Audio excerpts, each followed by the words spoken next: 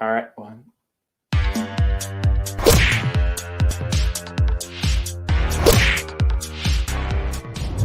The Dad and Drew Show. Two idiots on tangents. Live Wednesdays at 8. YouTube.com/The Dad and Drew Show. We're here. We're here, dude. We made it. It's Wednesday. It It's is 8 o'clock. It is 8 o'clock. And we are here. We are live. Live. What's up? Let's say hello. I see some people in the chat that I can see. We got Jaquita. Hi, Jaquita. Hello, Jaquita. Richard Angelo Woods is in. I just watched his premiere. Fantastic premiere. That dude can edit. Funny guy, too. I don't think I saw a premiere. Yeah, he just did a premiere on his video for Back to Magic Kingdom. It was quite good. Okay, I'll have to check it out. Yeah, I see D for Disney in here. D for Disney. Luann C, thank you for stopping by. We got the Queen, everyone. Royalty. To the Queen. Yes. Vicky Peterson. Drewby Power Mad 5D is here. 50 yo. We're just gonna call him Power Mad. Yep. It's easier. Adventures of TNG. I haven't seen you guys in a while. Hey, welcome in, guys. Welcome in. Trish the Dish. Maine. Okay, wait. Kaylee Maine. Okay, wait. That's not Robert, right? Nope. Kaylee Maine is different. Kaylee Maine's a different person. Robert, what does he show up under? Kara Gottfried. There it is. I knew it was a girl's name, but it was not a girl, but it was, yes. There's Kara Godfrey. There. Hey, there's Robert. Welcome in. Welcome in. I knew there was something there going. Yeah. Lorna's here. Mod extraordinaire. Hello, Lorna. Yes. More. It's kind of like royalty. You're from England. Yeah. It's sort of royal-like. Yeah, we're going to go with that. Yeah. How you doing tonight, buddy? I'm good, Jamie. How you doing? I'm doing great.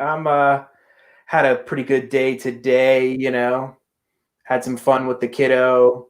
Oh, that's she has a short day at school on today, so then we did a bunch of little things around the house. We had a tea party.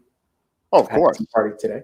Yeah. Of course. That's one thing that I've missed as a father because I don't have daughters. I mean, I'm sure I could have a tea party, but but my kids have never invited me to one. So no, probably, and it wouldn't be the same as a boy tea party. No, I think I don't think you'd have the same conversations. Mm-mm. No, absolutely not. Matt Butterfield, Matt Butterfield. Thank you for stopping by. And like we said tonight in the thumb, we're saving the world tonight. Just tonight. Tomorrow night, we're not doing anything. We're not doing anything. We're just gonna let the world do whatever it's gonna do. But tonight we'll save it. Yeah. With the rest of you. Oh, Miss Clarence is here. Hi, Clarence. Clearance, right? Or Clarence? I don't know if it's clearance. I always say Clarence. Maybe I'm saying it wrong. Maybe I'm saying it wrong. Maybe we're both saying it wrong. Or maybe we're saying it right in our own minds. Maybe we're just all wrong.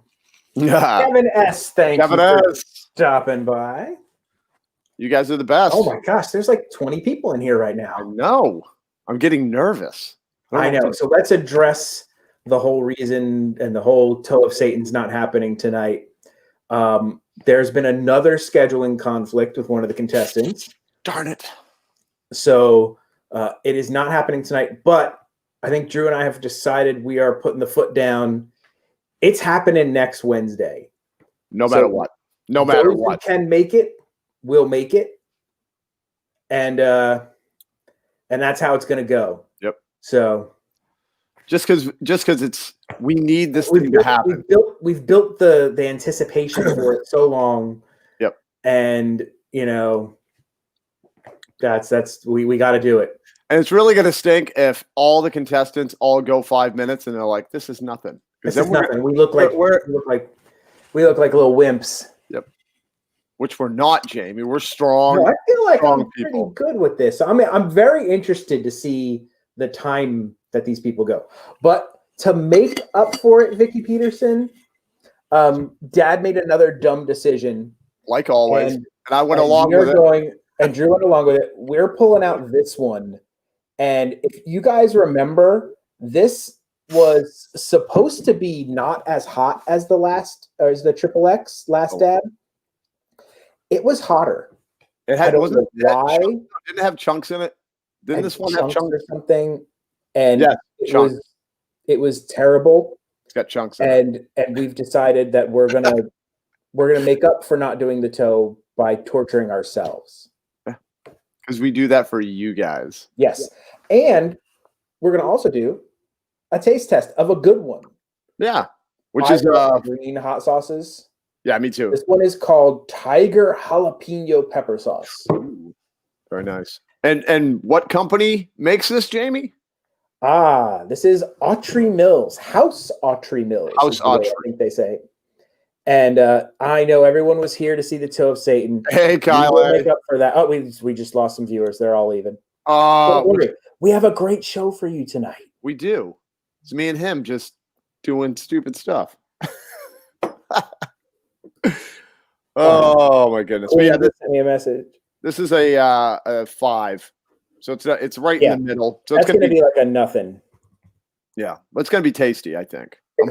I told you I love the green sauces. They're my probably like as far as taste wise, they're my favorites. Salsa verde. Yes. Okay. Before we get into the news, I want to do a little show and tell. Mm-hmm. So the last time we were at the outlets, I picked up something and I put it in my What Did Dad Buy segment, but I didn't open the box. I bought this guy, which is Hondo from the Smuggler's Run Ride and Star Wars Rebels. But it's a pop, and this is a Galaxy's Edge exclusive pop. So they only sold this at Galaxy's Edge, but they had it at the outlets for, I believe, $7.99. $7.99. I still have the price tag on there. And how much was it originally, Jamie? I think these things are like $25 or something ridiculous. A little pricey. But I want to open him actually up and get him out because now he's not worth anything. Now he's not worth it. I don't care. I've never cared about all that. All my stuff's not worth anything because I take it out and I put it on the shelf. Because it's worth something to you. That's the point. Yes. I'm never going to sell it. No. Oh my God, he is awesome. Oh, the detail is amazing. Wow, dude. Look at those glasses. And he's a bobblehead, dude. And he's a bobblehead. I didn't know he was a bobblehead. Oh yeah, all these pops are bobbleheads. I wish I had bought it. I wish I had bought it. And then you look at the back, he's got like he's got dreads. He's a Rasta, dude. Oh, I love this so much. And his character is so good. He's like such a slimy dude, but you kind of like him. Yeah. He's like Han Solo. He's a kind of not a really good guy, but every once in a while he does the right thing. Yeah. To try to make up for the 19 things he did that were not correct. Yes. Welcome in Sally Turner, first placer and Chasing Dreams. Sally Turner's here. Hold on 1 second. Stall for a second there, buddy. Putting up the tea for the timeout. Hey, kiddo. Can you come here for a second?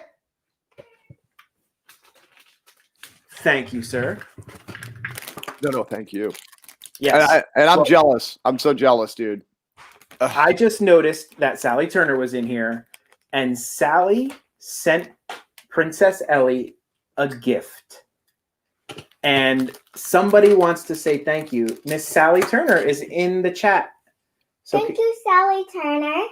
So she sent her the Christmas key. That's awesome. And this is from that video that made me cry with the little kid and their Filipino grandparent or their grandma. And she has the Mickey Mouse that matches this.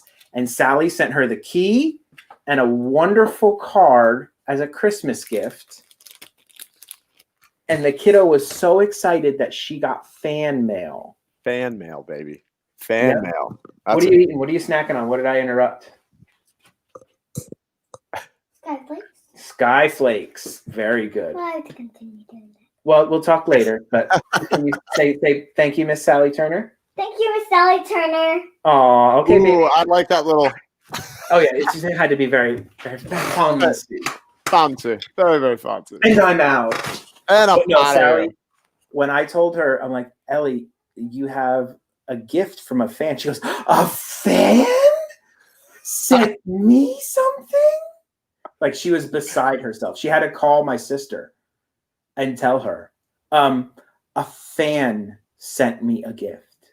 Like she was beside herself. So thank you so much, Sally. It meant like you literally made her Christmas. Like didn't matter any gift we got her was inconsequential. The fact that a fan sent her something from the show, that was it. Her life is made. She's happy. So thank you once again, Sally. We really appreciate it. Round of applause for Sally. Sally Turner, a wonderful human being. Yes, indeed. Indeed. Yes. Ah. So do you know what time it is? Do you know what time it is, Drew? I'm not sure, but I want to know. It's time for Disney, Universal, theme parks, that kind of stuff news. You didn't think we'd be more like focused on that, did you? Yep.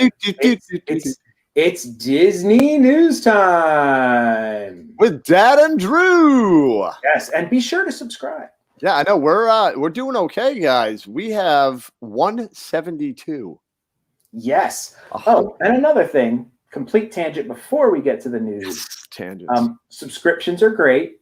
Yep. But I've heard through the grapevine of the YouTube peoples, likes are almost more important than a subscription. I mean, it's great, subscribe, hit the notification, but YouTube is heavily weighing likes lately in their algorithm. So a video with more likes is going to get more shows. And even if you're subscribed, if you didn't hit the bell, you're not going to see all that channel's videos. But if you liked a lot of their videos, they're going to show you more of them because you're going to be like, oh, they like these videos. So these are the ones we're going to show them. So it's very important that you like videos of creators that you enjoy. So even if you've liked one of their others, like every video that you watch of theirs, because it will do more to help that creator than you could ever know. Just a point, little tidbit of good to know, Jamie. I didn't know that. YouTube knowledge. I'm always looking into these things. You are. You're the tech guy. I try to be. Sometimes I screw things up really bad, though. Yeah, I do right out of the gate. So. All right, first story. Oh, it's depressing. Yes, Disney's Magical Express is vanishing in a poof of pixie dust. Oh, man. I've never ridden Disney's Magical Express.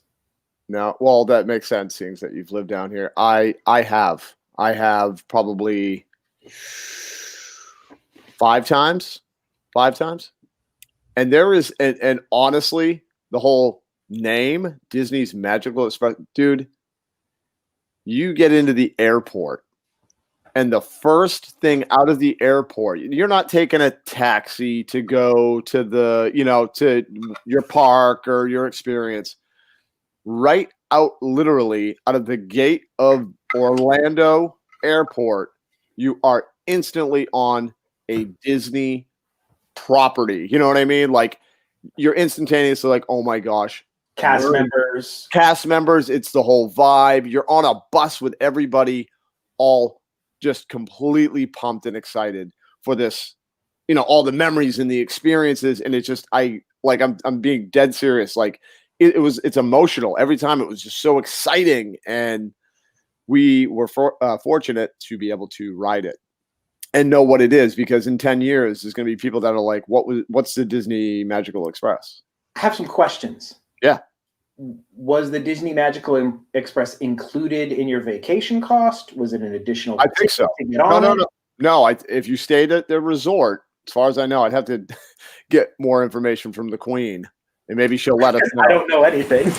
I'm not even asking you. Can we sit Queen down? I have questions. Yeah. No, but I'm pretty sure like it was part of the whole package where like you get the resort, the amount of days and all that, and you just get off the airport, get in the airport, get off, and jump right onto the Magical Express, dude, and brings you right to the resort. And it's like, bam, your vacation's starting. It was almost like there was no waiting for Disney. You know what I mean? It was just like, you finally get there, boom, you're already in the Disney experience.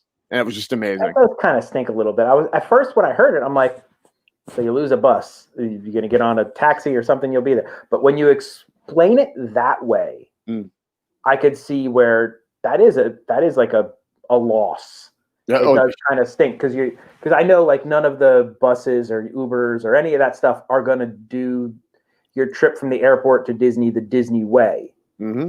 So it's just your vacation's that much shorter almost. Yeah, no, and it is like I'm serious. It's not just a bus. For anybody who's been on it, I hope you had the same experiences that we did, because it was like you're waiting in line. You got you got your bags. First Placer's gutted. What's that? Oh yeah, He's gutted about it. Raise the roof. I knew it was owned by Mears, but I thought it was like staffed by Disney, like Disney character cast members, or at least they were trained to act like Disney cast members. Yeah. So, yeah. Magical Express on the way to Disney, then became the Tragical Express when your trip ended. Yeah. Oh yeah. Every time, man, it was so much. Oh, talk about a complete, 360 or 180, whatever the saying goes. It was everybody's on the bus, like it's over. Oh, dude. Well, that's the thing. On the way there, that was another part about it. Because like if you take an Uber, it's just you and your family, which is fine. It's cool. But when you got onto that bus and you're hearing kids laughing and excited and parents excited, and it was like the emotions, everybody, the whole energy. It's like being in the parks when it's busy, like busy enough, and when the parks are empty. But like, yeah, when you're taking it back, everybody's quiet because they're all going, oh. I know there was all these kind of talks of like, there's that bullet train that they're talking about. That's what's gonna. The Bright Line train that was going to stop at the airport and then stop at Disney Springs. Yeah. Come in. Hi, kiddo. Hey, Sammy Skadooch. Sammy Skadoo's in the house. Hello. Hi, baby. We're just doing our Disney news segment.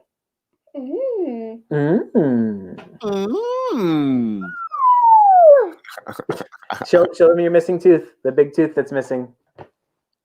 There it is. Stick a straw, drink through a straw. Oh, you could stick a truck in there. There's the one right big in the middle. Or the magical Macron Express. Yes. Oh, I love Express. I love the Macron Express. It's a delightful ride.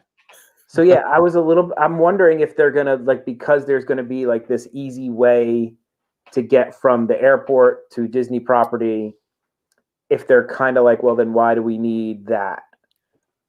They're definitely. But that won't be a Disney train. Like there's going to be other people on that train, so it's not going to be the experience. Right. No, I mean they're cutting costs, man.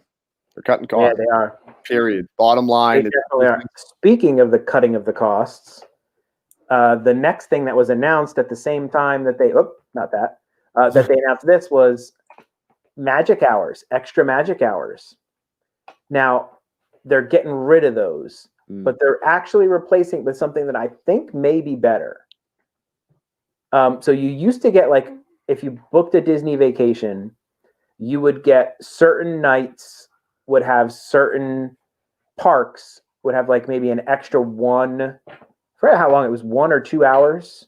I want to say it was if I remember correctly, it was 2 hours. I thought it was 2 hours. I thought it was actually pretty substantial. Which 2 hours extra in a park? Yeah, that seems like quite a bit. So maybe my argument of that it possibly better is completely wrong. But what they're replacing it with is if you stay on Disney property, you're going to get 30-minute early entry to any park. So it's not going to be because it used to be limited. So it'd be like Wednesday, you have Magic Kingdom. Thursday, you have Animal Kingdom. So you didn't get to really plan your trip the way you wanted to. You almost had to do I see what you're saying. that they told you to do. Right. If you wanted to really maximize that. Right. Which could also be an issue. Well, it could also be an issue because everybody's going to be going to that park to get their magic, the magic. So that park's probably going to be slammed during the day because everybody picked Animal Kingdom for that day because that was the magic hour day. Right. So now with the 30 minutes any park, I kind of like that. I do, but I got to agree with First Placer. I wish it was an hour.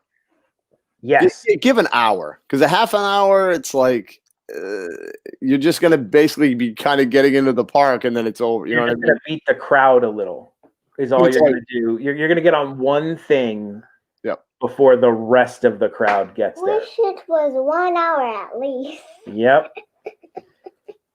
You thought that was funny? Yeah. But Okay. the It was 2 2 hours at one park. Now it's 30 minutes, which isn't awful. At least there still is something. I agree with Miss Clarence. At least they didn't just nix it. Now it does annoy me a little bit as an annual pass holder that all these people are now going to be able to get into the park 30 minutes before me. Yep. Right. Yeah. No, I gotta say I wish they still kept the magic hours though, because that was just another fun thing. You know what I mean? Because it would be, at Epcot, you get to stay 2 more hours after everybody's leaving at nighttime. And I prefer Disney at night. Disney That's at what I'm night is saying. literally my favorite thing. Yep. If you get 2 hours at night, you know what I mean, with a lot of the crowds leaving, that's pretty awesome. And I bet you they're banking on a lot less people are going to take advantage of the 30-minute early. Mm, So they're probably not going to have to staff as much true. as having people there for 2 hours Yep. at night when people who are like, well, I'm already here. Yep. I might as well stay. As Right. opposed to, I got to get up early. I got to get the kids out of bed. I got to drag them to Epcot. Epcot. You know? Well, on top of the fact that the staff is already there. Cut. They're already there. Drew, anyway. Drew says Epcot. He doesn't say Okay, Epcot, Epcot. so people we all make fun of him and we say Epcot. Everybody makes fun of me. I'm easy prey, my friends. Epcot. You think that's funny? That's funny. Of course. Yeah, it is pretty. He's a Everybody- funny guy. That's why we like him. I love your laugh, kiddo. Who type? Who, Type what? I mean, who wants me to sing? Oh, we all want you to sing. Do you want to sing something? We tried to get you to sing the last one and you wouldn't sing. did. Only did. if the people out there that says it. Oh, look at her working the crowd. That's how you do Only it. if the people in the chat ask for her to sing will she sing. She ain't singing for you, Dad. I mean, come on now. She's on. not singing for me or you, Drew. The two of No, us. oh yeah, no, I'm irrelevant. I Only have the people in the chat. at least you're her dad, so you have some. There's Lorna. There's your first one. Miss Lorna says, "Sing." More people want to Oh. sing. There's another one. Miss Clearance, Disney Stranger, Queen No, V. No, it's just high. They're all saying it, baby. Christopher. Krista Fry, welcome. What are you gonna sing for them? Family, I will not sing with it. Have her sing our classic song, Jamie. Oh, I should What teach do her the I- words. What do you want me to sing? The request is for "Do you want to build a snowman?" And I know you know that song. I know you know it. No. I'm going to sing at the end. At the end, Before I go. before you go. Okay. Yeah. Well, see, that's not the way it works. You just told them all to ask you to sing, and then you didn't deliver. You can't do that. No, That's not the way this works. that's not what they're paying you for, kid. That's not what these people are paying for, kiddo. Baby Shark is okay with me, I guess. What do you want to sing? Do you want to sing Baby Baby Shark? Shark! Okay. A rounds and runs. Oh, Jaquita wants her money back. See? Yeah, sing. Better sing. Start singing. Jack- Baby Shark, do-do-do-do. Baby Shark, do-do-do-do.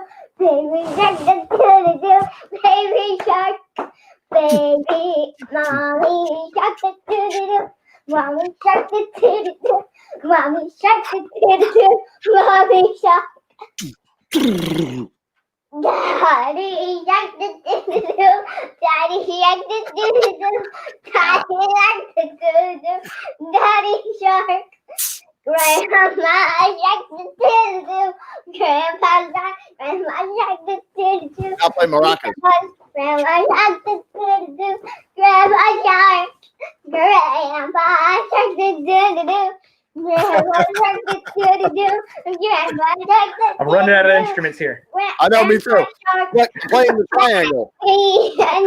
More cowbell. More cowbell. More cowbell. That's the end. And the big finale. Big finale. Awesome. She's got to do that. Got to do that. You are amazing. Thank you, James. Oh, you mean her? Oh, Yes. If you want, I thought I did okay. if you want people in a chat, Professional violinist. I like can that. sing I can sing Baby Shark next time on the next live You stream. can. Yeah. Well, thank you so much. Well done. Well done. Well done. Rousing applause from everybody. It was amazing. Eventually, we will get you to sing a Disney song because you have an excellent voice and you should sing a Disney song at some point in time. Yeah. Our second story of the night is one that I just thought was hilarious. Okay. Luna, For those of you who don't I know, do not go to bed at this time. I go to bed at 9. Yeah, Jamie. close. I just got to power through it. Marvel bought 20th Century Fox, which owned Deadpool, which means Marvel owns Deadpool. And there were a lot of concerns that Marvel, being Disney, wasn't going to let Deadpool be rated R. Right. So they're like, is the mouse really going to let Deadpool be rated R? Well, it was just announced that Deadpool 3 will get his own movie and it will be a rated R movie. They're not going to mess with the formula. How old is she? Lorna, she is how old? Let him know. 6. 6. She's a big 6-year-old. And I'm showing off my LOL water bottle. Oh, well, very nice. Oh, yeah. Why does the Disney stranger say Dadpool? Because this is Deadpool, so he's making a joke. A play on words, if you will. Oh, you cracked her up. You cracked her up, Disney stranger. So, for the announcement that it was going to be Deadpool 3 was going to be rated R, this was Ryan Reynolds' tweet, which I think is hilarious. If you just want a fun time, follow him on Twitter because he's hilarious. Oh, he's awesome. He tweets, full disclosure, I showed them Spider-Man 1 and 2 and told them it was Deadpool 1 and 2. To convince them to let him have Deadpool 3. Wow. Daddy.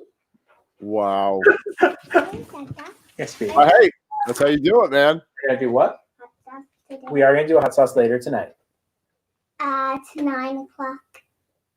We'll see what time we're going to do it. But yeah, so he said. Just have time for me to see. Okay, baby. So yeah, he said he tricked them by showing them Spider-Man and telling them that it was Deadpool so that he could get the movie approved and a rated R. I just think he's hilarious. Just like everything. He just tweeted out on his Twitter, he's doing some sort of movie for Netflix. And there's a kid who plays him, a young version of him in the movie. And he said to get the kid into character, he had the kid memorize the Deadpool monologue from the beginning of Deadpool 2. And so he's sitting in a car, like a fake car, and the kid's in the back seat. And this kid, maybe, I don't know, 9 or 10 years old, does the full Deadpool 2 monologue from memory, curse words and all. And he's 9. And it's hilarious. Actually, Elder Daddy's getting a pool for your backyard. No. Oh, no. Uh-oh. Yep. Uh-oh. That's problems. Yes. So I thought that was pretty funny, and I'm really excited. I enjoyed the 2 Deadpool movies. What about you, Drew? Oh, yeah, absolutely. Absolutely. It's one of those, Deadpool, the character, it's such a standalone. The mic, sir. It's such a standalone character. You know what I mean? Oh, Jamie's moving it. Down his mic, people. Can you pick up that piece of paper for me, please? Tech issues. Tech issues. Well, Florida more like kid issues. City. All that too. Kid tech issues. Continue, Drew. Yeah. Oh, yeah. No, I was just saying, like, I enjoy Deadpool. I love it because it's like a sideshow character. You know what I mean? It's just like Deadpool's on its, you know, The Disney I guess a side project kind of vibe. and he does his own Yeah. thing, and I We're think all it's great. dreams. I like how he breaks the fourth wall. So I can't wait till they bring him into the new movie because they're saying the way they're gonna probably handle it is like he's the only one that's gonna know he was from another movie company. Yeah. So like he's gonna like be interacting with the other characters, but he's the only one who knows that he used to be in other movies with other people. I think it's gonna be hilarious. That's awesome. Well, Can I tell them about my dream? Because the Disney, somebody says the Disney stranger crushes Sid Strange. Yes, he is a strange guy. So can I tell it? Please. Okay, last thing. You can tell them about your dream. Okay, so I was at the arcade, and then I was right. They can't hear you unless you come over here. Okay, so You don't have to stay. I was at an arcade, and then I was wearing these cool pretend cards, and then a bee came, and then I was going to put it away, then it came, and then it was getting wood, then my mama came, and it stayed her butt. And there you go. Now you guys know, and I'm sure you needed to know that. no, that's good. So that's really good information. Thank you. Now that they know that, we can move on to the next story. Yes, I like it. I like it. But my favorite thing was in Deadpool. I think it was Deadpool 2, where he's getting beat up, and they're like the Colossus is talking about Professor X. He's like, Professor X would not approve it. He goes, which one, Patrick Stewart or McAvoy? Yeah. And I'm like, that's just so funny. Like, Oh my god, that's awesome, dude. But I that's was like, he's so Ryan Reynolds, man. It's It so is. Ryan Reynolds. it is. And the story of how that first movie even got made is just hilarious. Oh yeah. For those of you who don't know, like Ryan Reynolds has his whole life wanted to make a Deadpool movie. He hated the way that Deadpool was treated in the Wolverine X-Men Origins movie or whatever it was. And he's always wanted its own movie. Yeah. So him and the guy, Mark Millar, got together and they wrote the script and everything. And nobody wanted to make the movie. So they did this animatic of the movies, like, like a pre-screen, like visual effects, and it's Ryan Reynolds doing the voice, and it shows all these things, and it showed like the first 3 minutes or whatever of Deadpool, of what they planned to make for Deadpool. And somehow that got leaked to the internet, and it took fire. Everyone was like, this is the greatest thing in the world. We need this movie. And that's how the movie got greenlit. Because they went, oh my gosh, we can make money off this. Yes. People actually want it. Yeah, once they realized people actually wanted it. But that little animatic was great. And it's literally shot for the beginning of the movie, which is hilarious. As he's, cutting people's heads and things like that and rolling around and, Oh my god, dude. Oh, he's like, I see you wore your brown pants. Maybe you should have wore your red pants.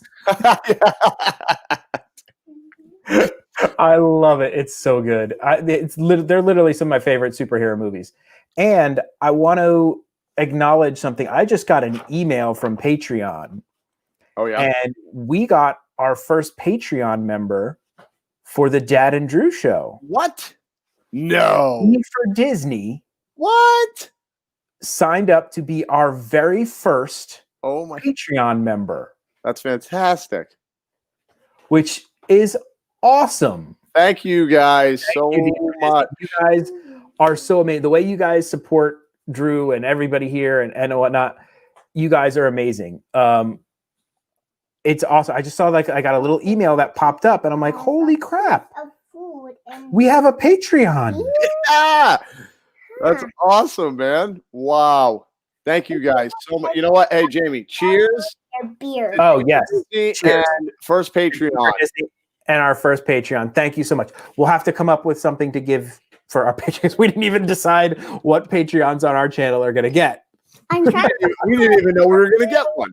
because the Disney stranger said that. Oh, Dad. He says, oh. Thank you so much, D, for Disney. You guys are awesome. Hey, Daddy. Yes. That is amazing. So I'm trying to look. There is no food in my beard. He's making fun of me. Don't make fun of my daddy. Disney stranger. Uh-oh. So the next story, Oh, I wait. think. Quick tangent. Quick Tangent. I love tangents. Well, There's tangents. it's sort of a tangent. No, I just wanted everybody, if you go to my Instagram and look up who I'm following this guy who's a Deadpool cosplayer who spent about $7,000 on his Deadpool costume. No, this dude is legit. I met him at it was called the Sci-Fi Convention in Barstow. Okay. And he was just running around being a like total crazy dude, and I'm like, Deadpool, and he came over and I started talking to the guy for a minute. I got a picture with him and everything. So I started following him on Instagram, but you need to check out his Instagram. Oh, I will. I love that. Seriously, man, it's amazing. And then we have to, if they do it, the next time they do it live here, they do MegaCon in Orlando.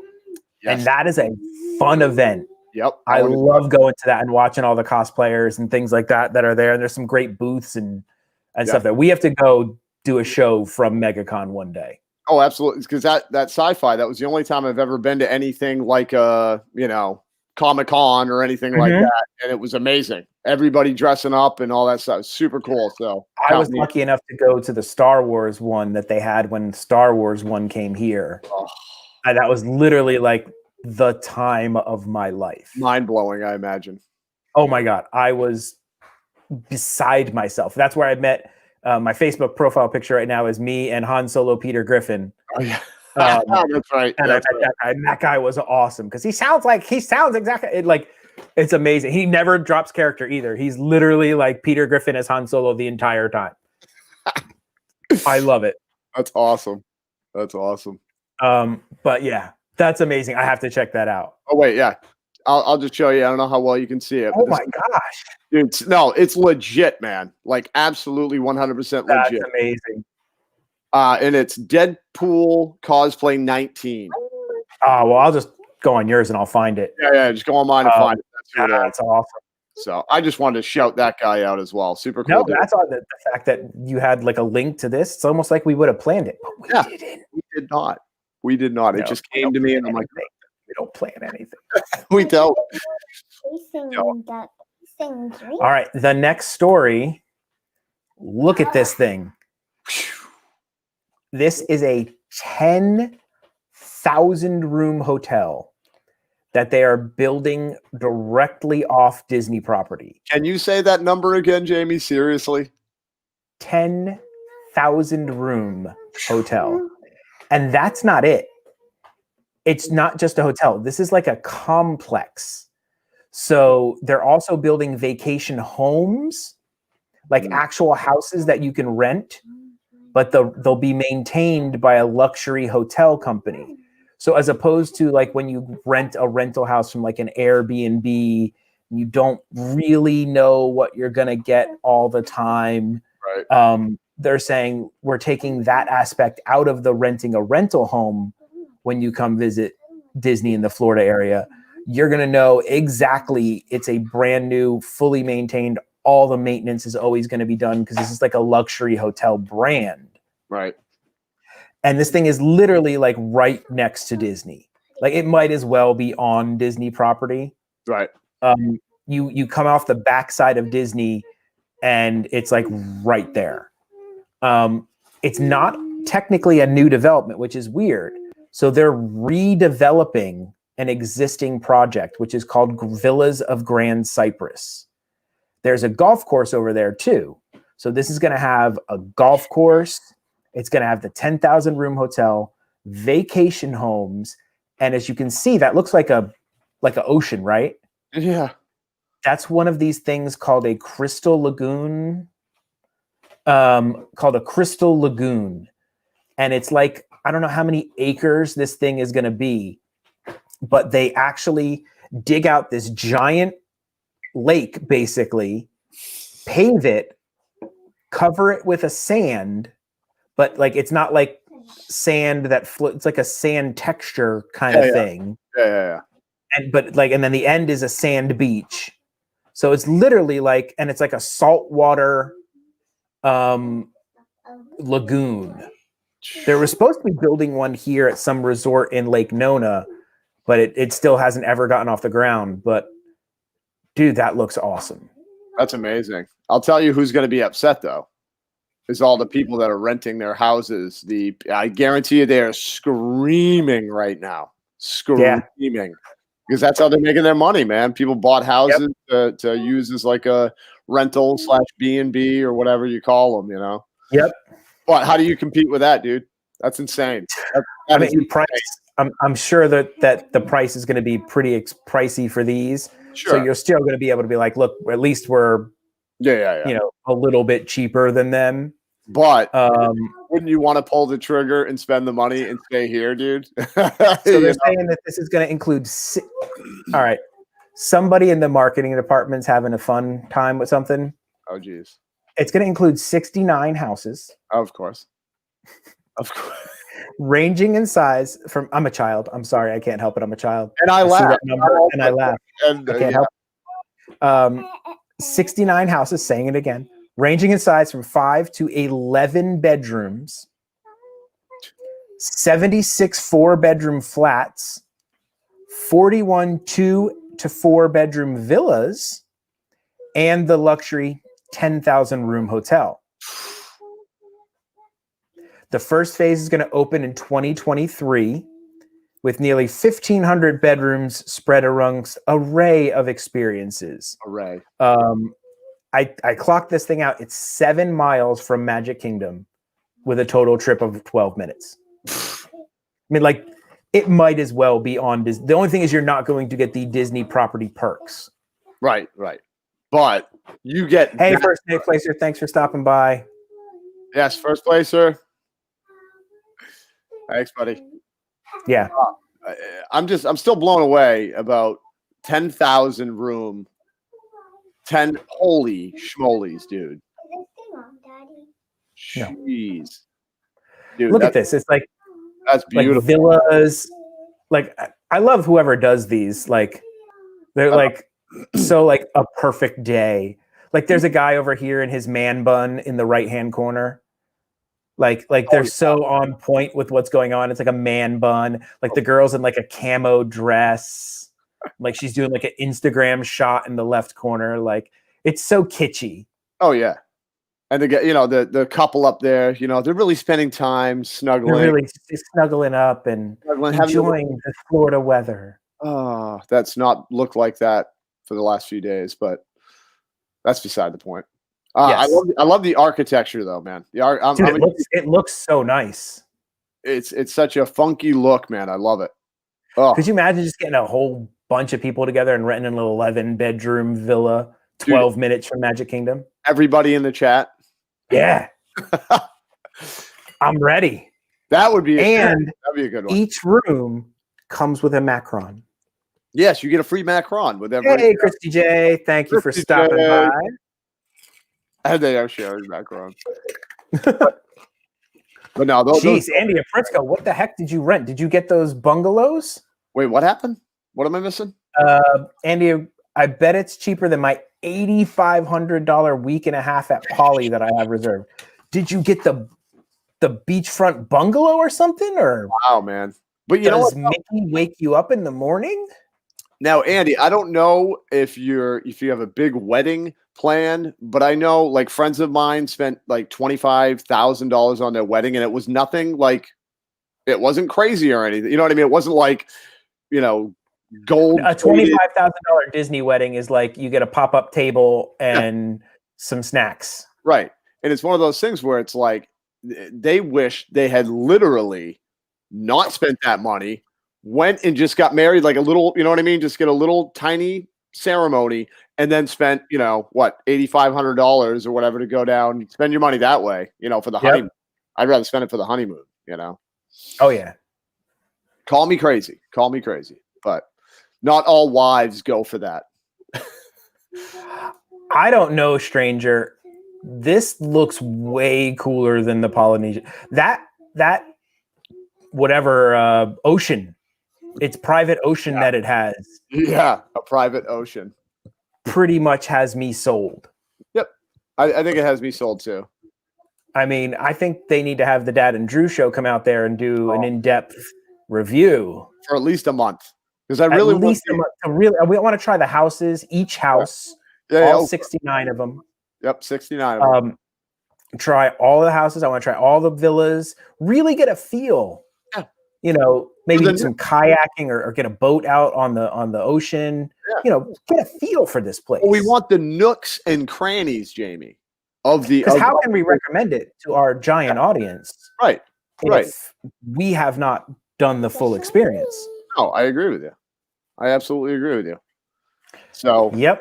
If they're watching, hook us up. Yes, if you guys are watching, let us know. Yeah, we'll do it. No, we will sacrifice and make it happen. Drew. Yeah. Because the kiddo's got bedtime here in a few minutes. Yeah. You know what time it is? I think I know what time it is. That Dad and Drew. so hot right now.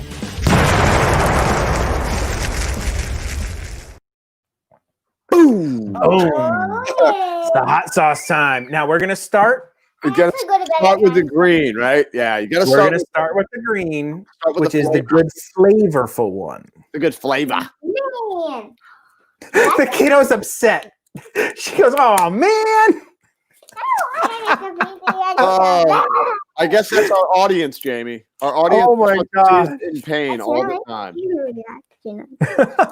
Oh, Dad's not gonna hurt himself with hot sauce tonight. Hot sauce. Okay, here's the first bottle. This is called Tiger Shark Jalapeno Pepper Sauce. Brought to you by, well, not really. The good people at House Autry Mills. This says it has tiger, jalapeno. It has actual tiger in it. It has tiger in it, dude. Nice. Pepper, distilled vinegar. Let's see. Lots of sorbic stuff. I love the and garlic. Mm. I'm gonna be down for this one. I think this one's gonna really be good. It smells really good. Oh, I just got it on my nose. That's not. Oh, good. and I did the same thing. I literally did the same thing. I was like, 2 seconds after smell you did it, I'm like, oh, don't do that. Yep, I did it like a fool. Oh, and it has the white thing in there. I wonder if anything's even gonna come out with the white thing. Oh, I took the white thing off, Jamie. Yeah, that's gonna have to come out. All right, hold on. I'm actually really excited about this one because it's not super. It's not gonna kill you. It's not gonna kill me yet. You know what I mean? All right, I'm going full spoon, by the way. All right, I think I pretty much went full spoon here. Yep. I can't tip it because it'll just fall out. I can't either. All right. All right, guys. Cheers. Prost. Cheers. Oh my! I could drink that. That is. Then drink it. Oh my God. That is really wow. That was smooth, dude. Believe it or not, that was smooth. Delicious. Wasn't it smooth? Oh my gosh, that is. Oh yeah, let's get this thing off the screen here. Hold on. Mm. That is delicious. Ooh, it just got big on us. Ooh. Ooh. I have no kick. Nope.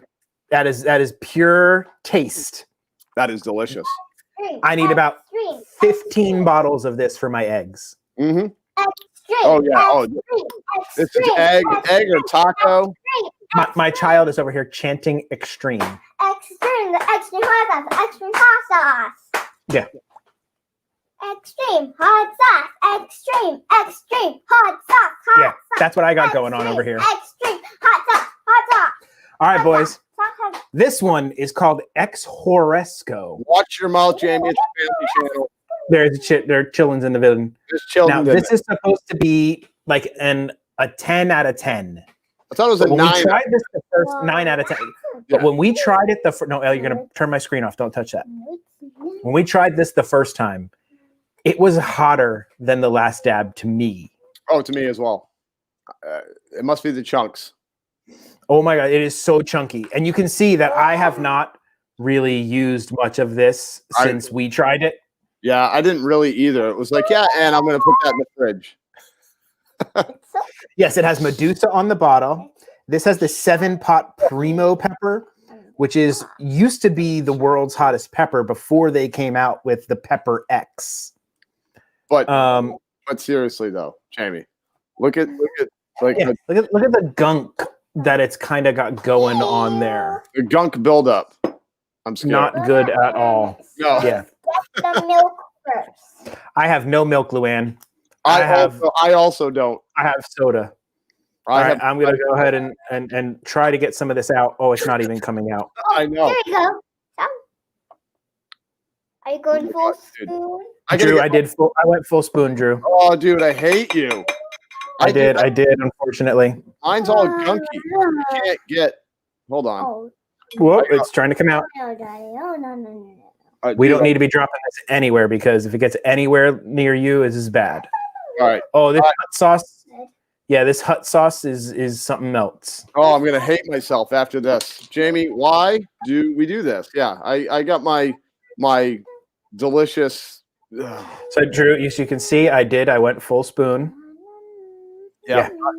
And we're gonna do the on the tongue, like I don't even know if I'll be able to flip it over on the tongue because it's just going to all pour out. I'm going to have to just go in normal because it's not thick enough. It's going to roll off. I'm gonna try it. I'm just gonna try it. I'll probably mess up. I'll turn the spoon in my mouth when I get it in there. Okay. All right, Are guys. you ready? This is to all you people. All To right. all you people who came here for the toe of Satan, See what we do. at for you least guys? you get the toe of something in our mouth. It's not going to be fun. No. Drew, where are you live next? Got anything going on? Oh, probably from the bathroom. But Oh, no. perfect. Yeah, no, we'll be live tomorrow. That's for sure. Oh, yeah, if you make it. If I make it. All right, people. Over the gullet and through the gums. Look out, stomach. Here it comes. There we go. Oh, my gosh. Mm. Oh. Ah. Oh, so bad. Oh, And this one was the creeper. Oh, it's the creeper. Oh, it's a creeper. I forgot. You're going to tell Mommy this. I forgot it was a creeper. Oh, I'm already sweating from my forehead. Oh, oh. my God. Why didn't we grab Not milk, one. dude? I have no milk. I have no nothing. I don't even. I got. I have Oh. that. I know it's going to make it worse. I'm going to see how long I can go. I'll go with you. God, you're an idiot. Why am I following you?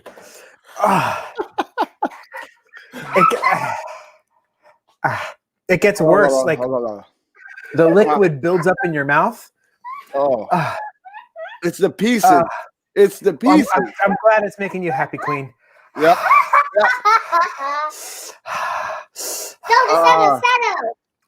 Soda. Ah, oof. Oh, I didn't hiccup. I'm proud of myself. I haven't breathed too much. Soda. I haven't talked too much. Camilla, we are getting bullied by a 6-year-old. We're getting bored by everybody. Ah, I'm just laughing. So we don't eat that ever. Oh, no. There's no point in that one. It doesn't have good flavor. give me the first dab, dude. Give me the first dab. I hate you. Oh, I'm thinking it'll cancel it out. Oh, it's better. Oh, it's way better. Oh, Do you like that one? oh. oh. Drink soda. Drink soda. I'm the only idiot who's like, oh, let me chase that hot sauce with hot sauce to make it better. And then I was like, you know what, Jamie? That's a great idea. Let me do that too. At least the flavor tastes better.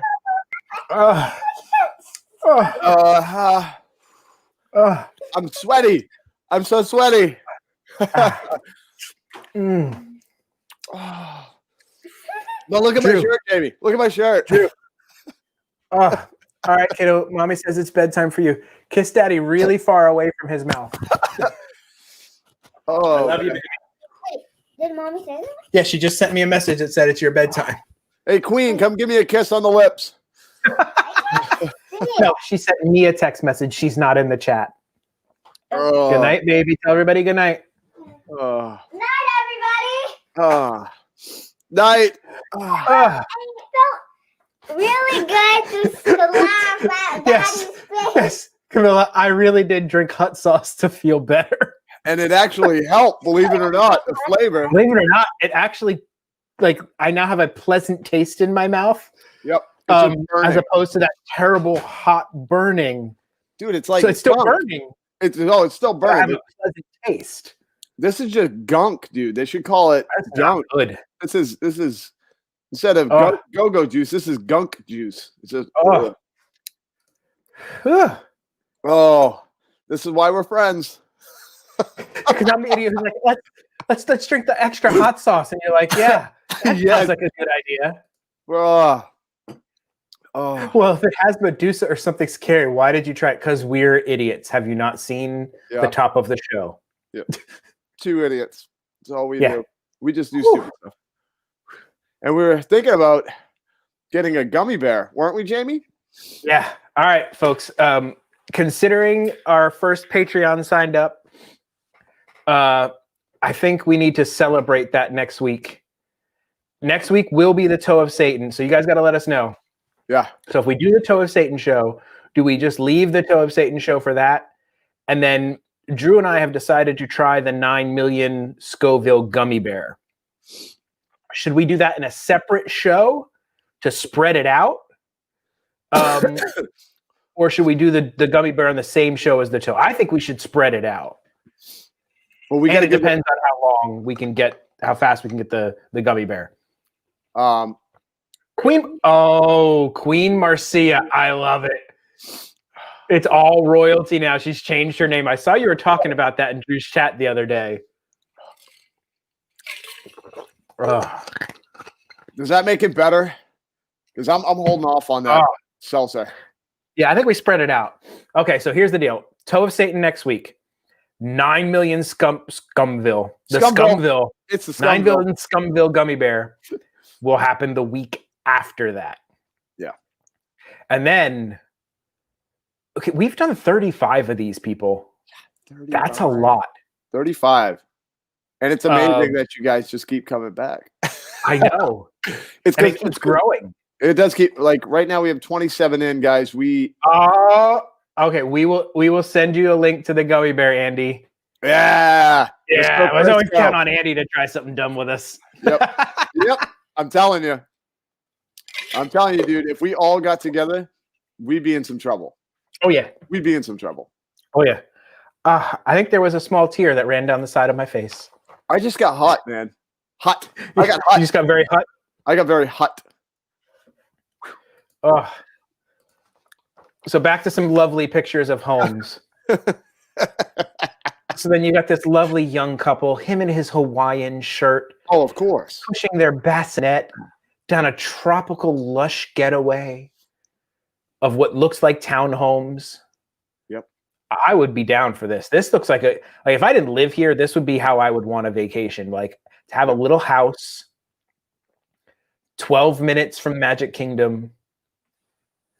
I'm liking this plan.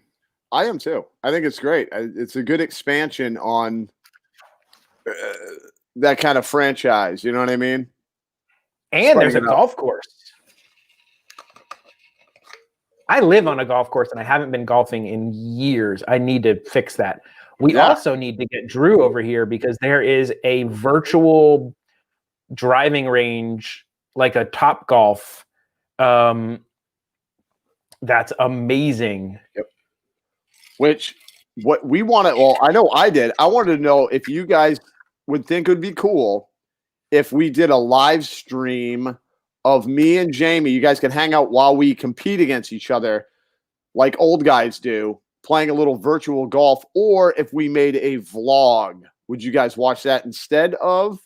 Right. Which one would you rather? Would you rather it be a live stream? We could even do it as a Dad and Drew live on location kind of show. If it was during a holiday or something where, Drew's not working on a Wednesday and there's, no school or something the next day or whatever. Yeah.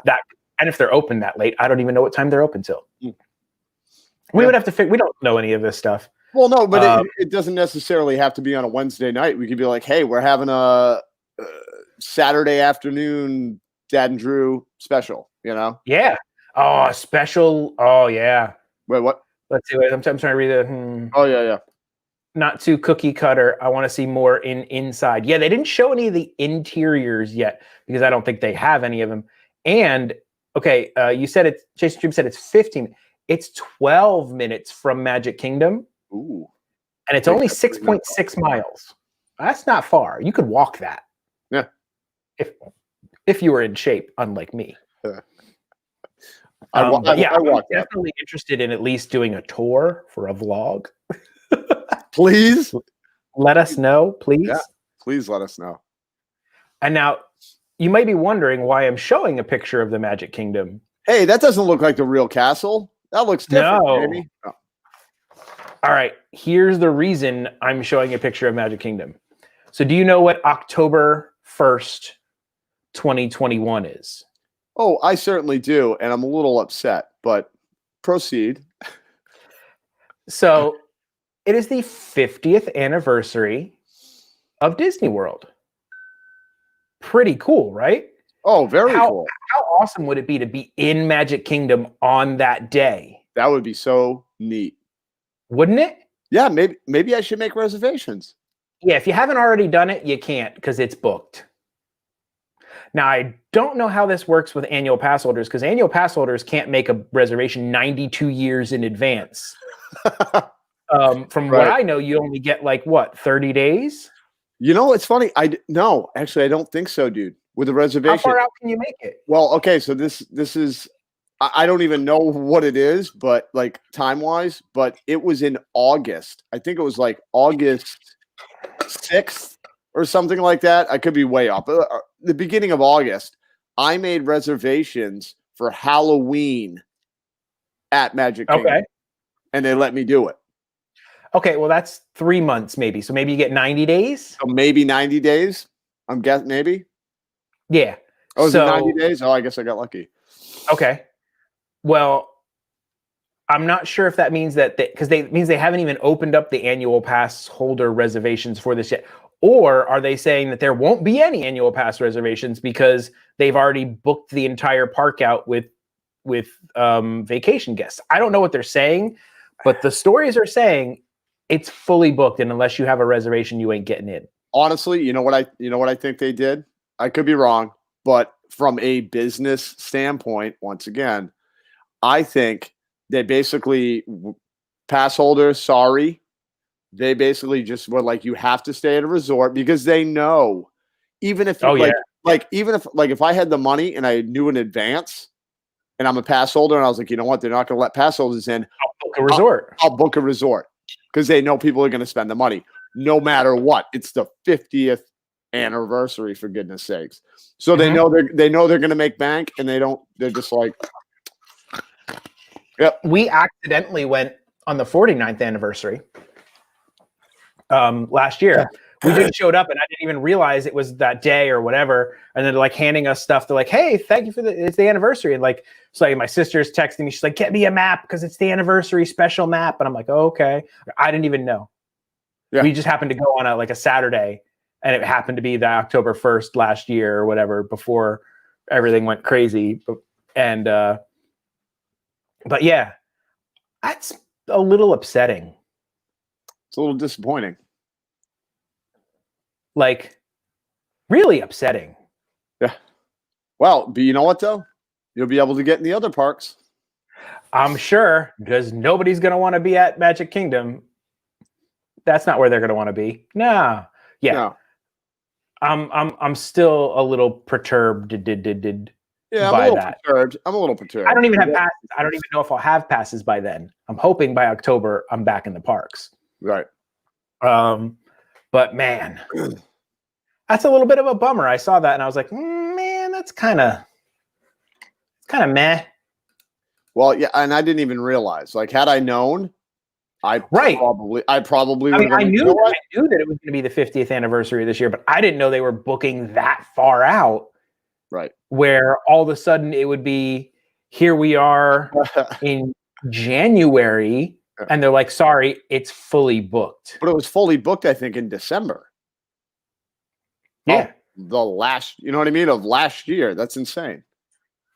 Yeah. I was like, this makes no sense. I mean, technically it's Disney World, it's the anniversary of Magic Kingdom because that was the only one that was open when it opened. Right. So, it's not technically, I know Queen's like, well, it's Epcot's anniversary too. Technically, it's not Epcot's anniversary. Epcot.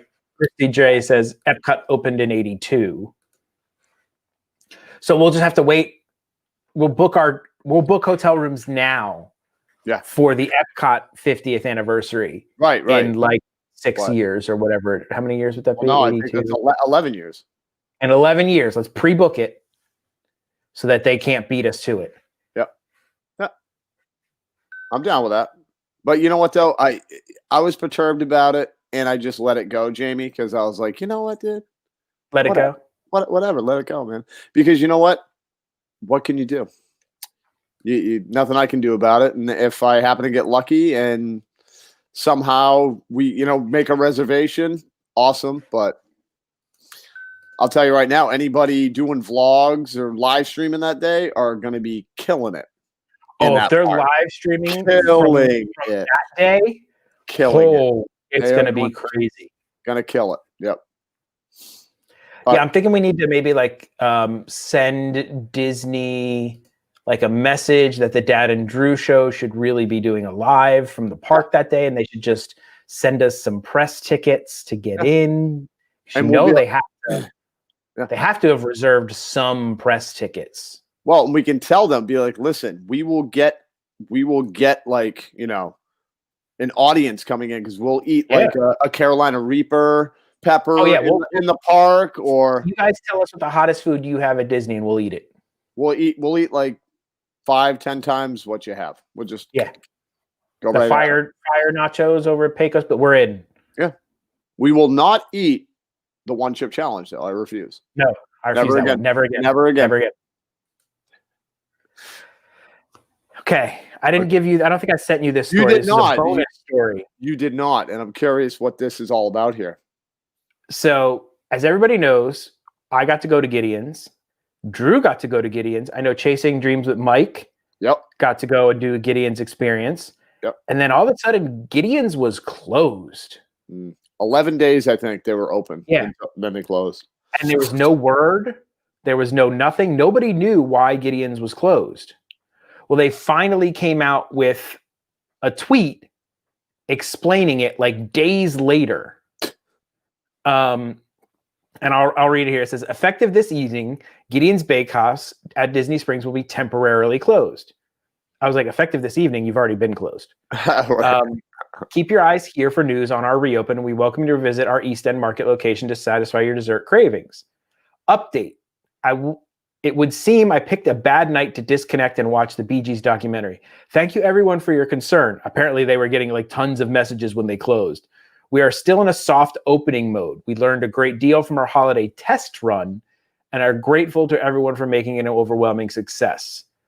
So apparently that was a test open so they could like iron some kinks out. I don't know what kind of kinks you have to iron. You bake the cookies, you sell the cookies. End of story. End of story. It's not like it's a giant building where there's like staff to maintain with like serving, and like it was literally they hand you a card with like 6 different cookies to choose from. You get your cookies. You get your cookie, you go. Now correct me if I am wrong, but which you usually are. Which I usually am. But I find it weird that they're saying, "Oh, our soft opening." Did in any media outlet did you ever hear them say this is a soft opening? No. Because I never saw it. Like Gideon's never saw it. Gideon's is open. Like I think there's definitely more to the story. There's got to be. More. It's so weird. It was just like it didn't say, "Hey, we're doing a soft opening," where it's like test. It's nothing. It was literally like Gideon's is finally open and they, like even when they announced it on their Twitter and their Instagram, it was literally like we're open at Disney Springs. Right. It wasn't like, "Hey, come check us out for our soft open." You know what I wonder though? I wonder. It almost says it in this thing where it's like. What did it say? It said, such an overwhelming success. Our opening was beyond our expectation. This is what I think could be an issue. I almost think they didn't realize how big of a production they were going to have to do. And they were probably like, uh-oh, this is bigger than we thought. So they don't have the staff to keep the cookies coming. Like I think the numbers were bigger than they thought, but I don't know if they're like, are they baking those cookies on location? Because it didn't look like there was a lot of like kitchen space or anything back. Like they were just coming through a door with racks of cookies. I wonder if they were trying to bake everything from their one location and like ferry truck cookies over or something. And they're like, look, we can't do that. Yeah. But yeah, I don't know. Yeah, Chris, I don't think it's a spacing issue because there's a lot of places that are small that spacing is what it is. Yeah, and there's no people hanging out in the thing. Really, you're just there to go through the line, get the cookie, and go. That's it. So like, they didn't really have to manage that. The only thing could be like they couldn't keep up with the amount of cookies they needed to make. I think that's probably that was my number one guess, that they did not realize. Holy crap! This is like super. Well, the thing is, Christy, this isn't technically Disney. Right. They're just renting space from Disney. This is just Gideon's company. And they're just renting space from Disney. Yeah. Yeah, they have retired. Yeah. We sold $1.7 billion cookies and we're out. Right. But you know what though? Like when they're saying like, oh my goodness, this was like a bigger success than we thought. I want to grab the person in charge and almost scream as loud as I can. Dude, you're opening a shop in Disney Springs. What did you think was going to happen? You have a cult following already. Right. No, and that's what I was going to say. Like, we've already been there, dude. And people are going in there that have ordered, 28 cookies and they're going to pick up. Like, it wasn't like they were like, a few hipsters hanging around. We kind of like Gideon's. It was like people are coming in with like. People knew about you because, like, if you would have just gauged it by your East End Market location, they've said some days it could be hour wait. Right. That's what I mean. A little market in the middle of Orlando. Yep. And now this is Disney Springs where people just walking by are going to be like, oh, that's cool. I'll get a cookie. Right. Or I've heard about those amazing cookies. Right. And on top of the fact that you got to realize, man, anywhere, think about it. When something is new, anywhere. It's the new deal. It's the new deal. Everybody wants to see it. We're going, I think, on Sunday to Disney Springs to check out the new donut shop. Oh, dude, I so want to go there. They had a what was it? Fruity Pebbles? Weren't we talking about that? A Fruity Pebbles donut? Fruity Pebbles donut. We're going on Sunday to check that out. Yeah. And I want to know if they're going to be slammed like the Gideon's was. I don't think they will, because Gideon's had so much hype behind it. Yeah. Like that people knew. I think you're right. The Dad and Drew show did 2 videos on them. Dad did a video. Drew did a live stream. We just the amount of the stuff traction we brought to them, they couldn't deal with it. We had going, man. They couldn't deal with it. No, they really could. They really could. Hello, Kyle A. Oh no, Lily Flower. Sorry, Jamie. I just wanted to say hello, Lily Flower. Yes. Welcome in. No, but that would be my guess though. Is that honestly they underestimated, but I don't know how. How do you underestimate? It's like, dude, we're gonna open the most awesome cookie shop ever in the middle of Disney Springs. Yep. You think it'll be busy? Yeah, right. Do you think we're gonna have some sales, Christy? Even if they don't open immediately, you can still get Gideon's cookies in 2 different ways. One, you can go to the East End Market in Orlando, which is not that far from Disney if you're already at Disney. And it's awesome. And the whole market is cool. They've got awesome Night D for Disney. Hey, Night D for Disney. Thank you again. Yes. You are amazing. And you can get your cookie fixed that way. Or I think they sell only the chocolate chip one over at Polite Pig. The Polite Pig.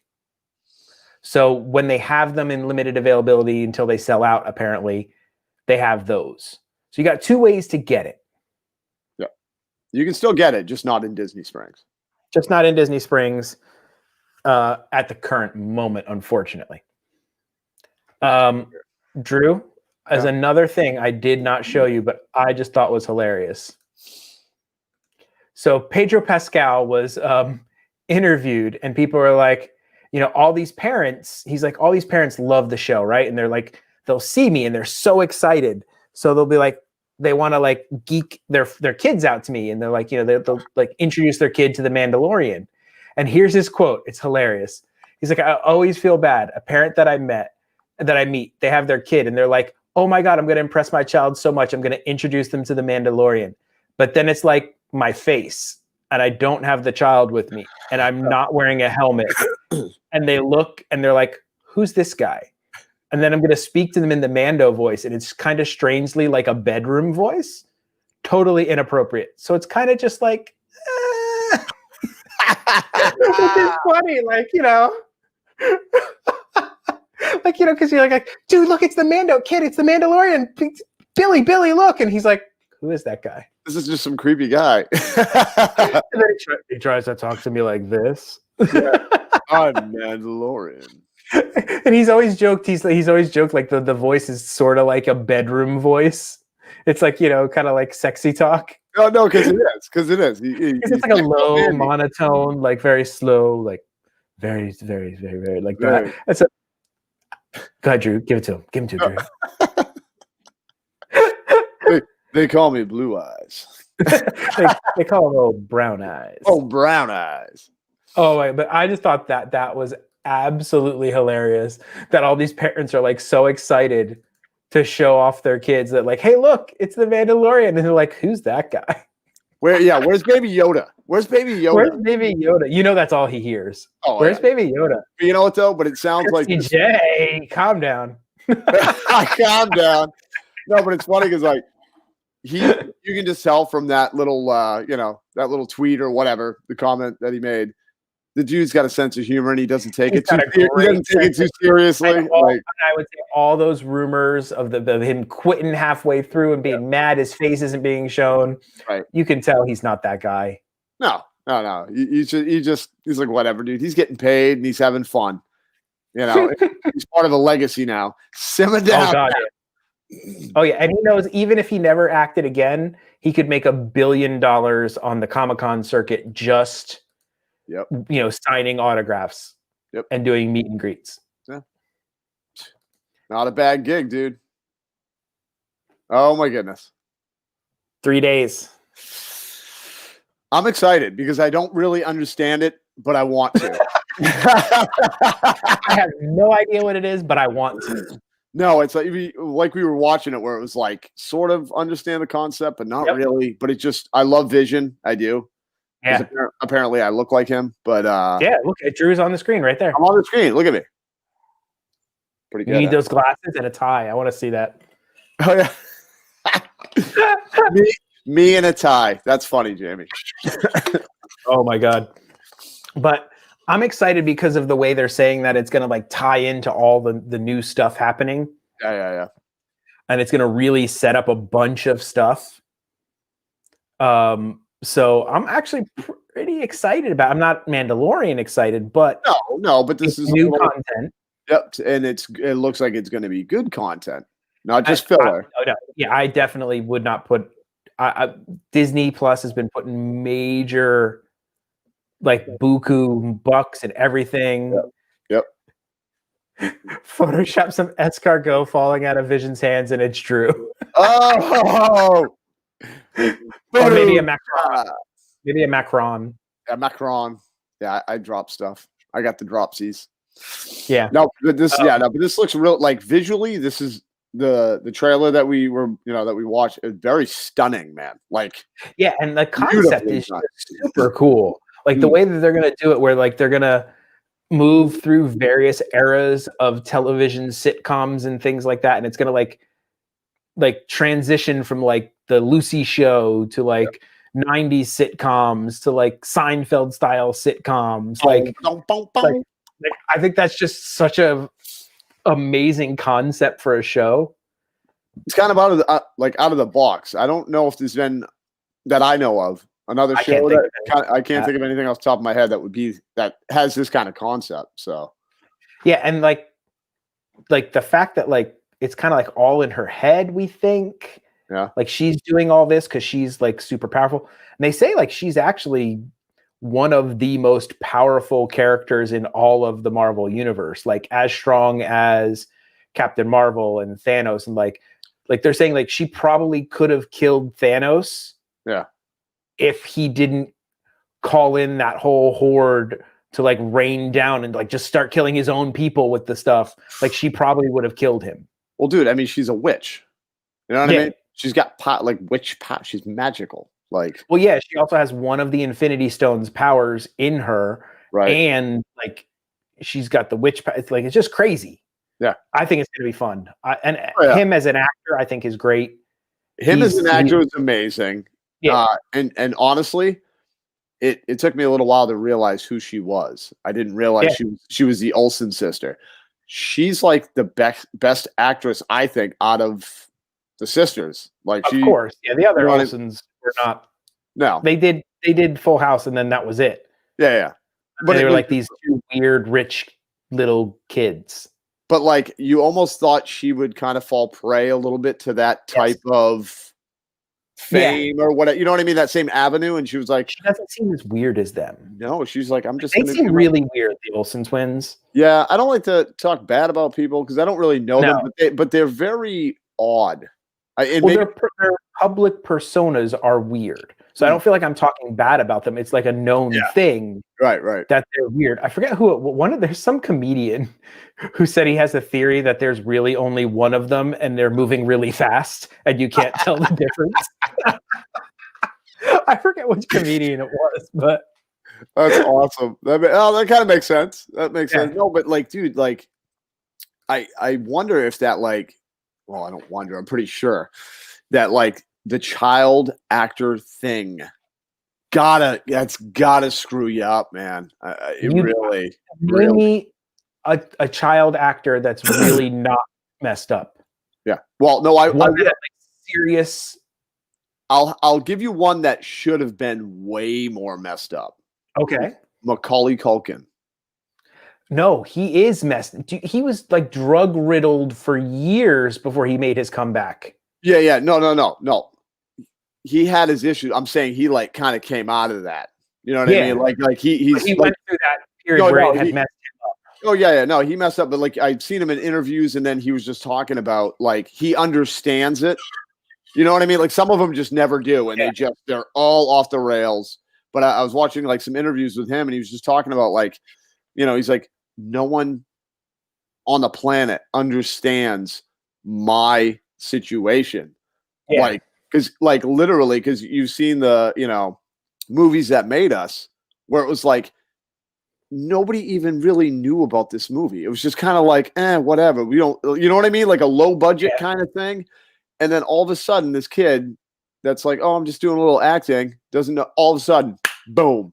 Biggest thing in the world. Biggest thing in the world, like skyrockets, dude. And that was it. You know what I mean? Like that was it. Money, and he's hanging out with Michael Jackson and, you know, all these super famous people, and money coming out his ears. And I can't imagine that apparently his dad was a little not so nice. Yeah. You know what I mean? He was kind of like, you're going to make me money kind of thing. Pretty much he was like, oh, I found my meal ticket, which is terrible to think of a kid that way. Well, I mean, but dude, I'm sorry, anybody who shoves their kid into acting like that, to that like level, that early, I don't want to judge anybody, but like, it's almost like you kind of are going here, kind of make us some money. Britney Spears and Christina Aguilera were both, I don't know about Christina Aguilera as much. I know Britney Spears was on the Mickey Mouse Club before. Yeah. And then that poor girl, dude. Britney Spears, man.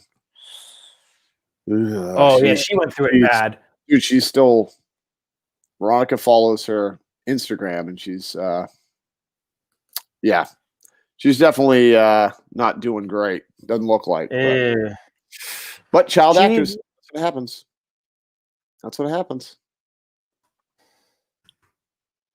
Wait, you think Ron Howard is okay? But I don't know.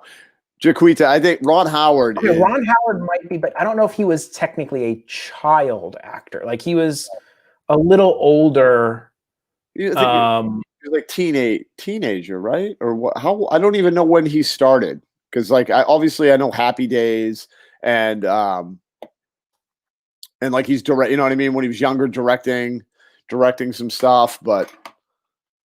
Neil Patrick is still handsome, and he started very. Yeah, no, Neil Patrick Harris Okay, actually. Neil Patrick Harris might be. You might have gotten me, Christy J. You might have hit the one that probably came out the best. Drew Barrymore, I know, started pretty young, and I don't think she had as terrible. Oh, she had a little spell there. She had a spell, but I don't know if it was bad. But I think Neil NPH is probably the one who came out of it the cleanest. I've never heard a lot of drama with him. And he's such a sweet person, dude. Other than White Castle, his character in Harold and Kumar Go to White Castle. I love that. He played the absolute antithesis of what you would think Neil Patrick Harris is. Yep. Like he's like all this party dude, and like it's so good. I love that. Like he's like out of the car, out of the sunroof. Like, oh my god, dude. Oh, I love that movie, dude. You know what freaked me out? Ariana Grande was on a Nickelodeon show called Sam and Cat. I've heard of it. And she plays like the dumb friend. Like she's like a really dumb character. But the weirdest thing is she talks with the weirdest voice. She does like an accent, but it's not an accent. She's like, I talk like this. Like the whole show, and you talk like this. Like I'm like, you know it's Ariana Grande. You know she has a beautiful voice, and you're like, poor thing for like however many years had to do that silly dumb voice because maybe she did it in an audition for the show, and they're like, that's it. That's it. Yep, that's what we need you to do. Oh, poor thing. Like it tripped me out because I was like, is that Ariana Grande? Like it totally like. But you know what though? Maybe she did that to save her voice. Maybe it like helped her voice. Maybe it's the weirdest voice I've ever heard. Like if you ever get a chance to like go look at it, it's called Sam and Cat on Nickelodeon, and like it's the weirdest voice. I'm sorry, it's super weird. Now, you make me want to Google that. Yeah, you'll have to listen to it. One other thing, there was something I was gonna say. Oh, my mind has gone blank. Welcome to my life, dude. Oh my God, I was going to tangent onto something. I had something I really wanted to talk about. And now I have no idea. Did I tangent us away from your tangent? Disney Stranger Sam and Cat is awful. Oh, it's a terrible show. It is terrible. I don't know why the kiddo has been watching it. She got into watching it for a while. Oh. And like there's and it's got like a horrible like. So there's it was a spinoff of a show called Victorious. I didn't even see that part. I just saw the Sam and Cat show. There's a character who's an MMA fighter, and his name is Gomer, and he's like a big dumb animal. Like he's like a slow. Like he's legitimately probably has mental issues, and they play off a mental issue slow MMA fighter as like a funny character. And I'm like, I don't know about that. That's a little non-tasteful. It's everything in the show is a little dicey. Like it's literally like this is with kids. Like kids are watching this. Kind of like Never-Ending Story. Really, really sad. Really messed up. Oh, I know what I was going to tangent off into, and it has absolutely nothing to do with what we're talking about. But so I'm flipping through Netflix, right? And I'm like, what's on? Oh, there's a new show with Nicolas Cage. Oh yeah, baby. Have you watched it? No, I haven't. I want to though. Oh my God. Yeah. This is a family-friendly show, by the way, that we're on right now. What I'm about to talk to you about is not a family-friendly show. It is called The History of Swear Words. And it's narrated and hosted by Nicolas Cage. Put the bunny in the bag. Oops. And it is as Nicolas Cage gets. Like he is full on Nicolas Cage. And like he's got a beard and he's dyed his beard. It looks so weird. Because he is weird. He's weird. And I mean, he's the perfect person for this. The intro to the first show, he throws out about 35 F-bombs in like 1 minute. That's impressive. That's impressive. It is. And then they go through Christy J. I'm like, I've got like one episode left. So it's like in the VH. Have you ever watched like those VH1 used to do these like shows where they would do a show on something and they'd have like comedians come in. They do little like clips of the comedians talking. Yes. Year in review or Yep. where is somebody now or something. Yep.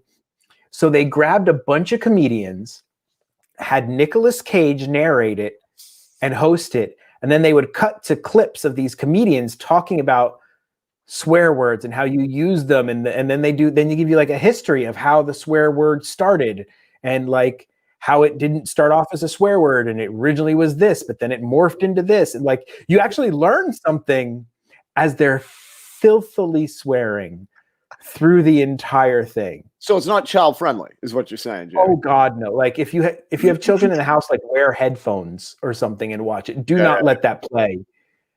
Oh yeah, Nikki Glasser's on there, and she is a riot. Like some of the stuff. She's like this really skinny, younger woman, really pretty, but she is hilarious and filthy. Yeah, absolutely filthy. Yeah, just filth mouth, pirate mouth. Yeah, pirate mouth. And there's the guy who plays like a Ron Swanson on. I forgot what the name of the comedy. Dude! Oh my God, dude! What's his name? Parks and Recreation. His name is. Oh, you had to ask me that. I only know him as Ron Swanson right now in my head. What is his name? He's my favorite character on that show. He cracks me up. Nick Offerman. Nick Offerman, yes, and he looks weird. Nick Offerman's in it, and oh my God, it is so great. Yes, Chasing Jeeves with Mike, the new they did a follow up to the Transformers series on Netflix. Gotta watch for the first one. Now there's a new one. I haven't finished War for Cybertron yet, but dude, this show so great. So I think there's only 4 or 5 episodes, and they do one on the F word, of course, one on the nickname for Richard, and that one's pretty funny.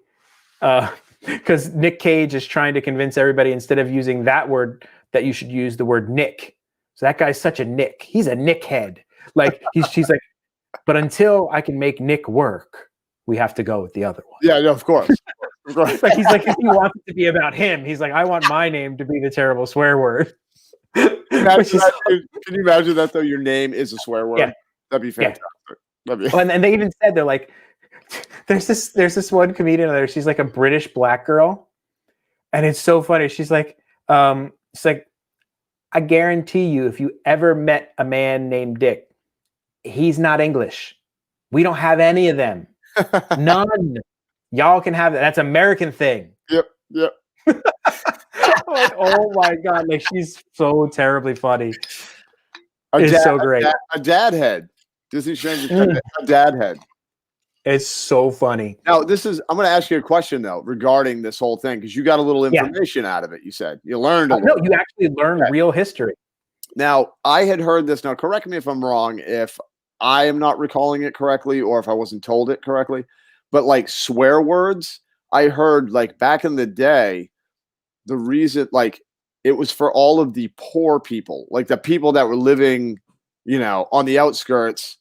And the rich people, like the castle, king, queen, all those people, they didn't like how they, you know what I mean? They looked down on them. So like they didn't mention any of that in it. Like there was like, like on the Richard thing, they're like, it started off as a name, and then it started off with the nearest thing they can figure of where it transformed from being a name to a nickname for a phallus was in England in the 1800s.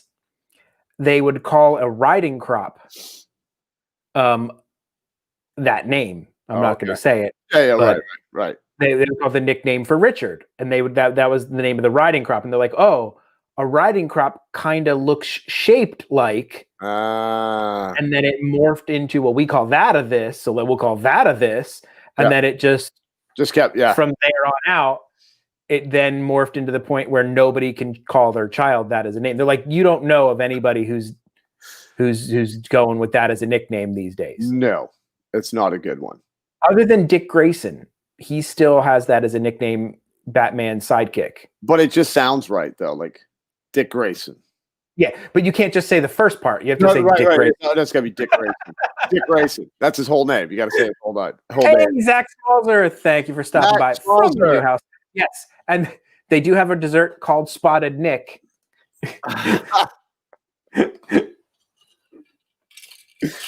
That is horrible. And they say it's delicious. Yeah, I don't think I want to eat it. I don't know. Just saying. But yeah, I Power like Mad. I fell into a hole watching that. I was like, oh my God, this is the greatest thing in the world. Yep. Aside from the fact, like, just the Nick Cage parts are worth it. Aside from the other comedians they pull in. Dude. And like Nick Offerman and Nikki Glasser were probably the two biggest ones that I've seen in there that you might recognize. Yeah. But oh my God, it was so good. Yeah, I know what I'm doing.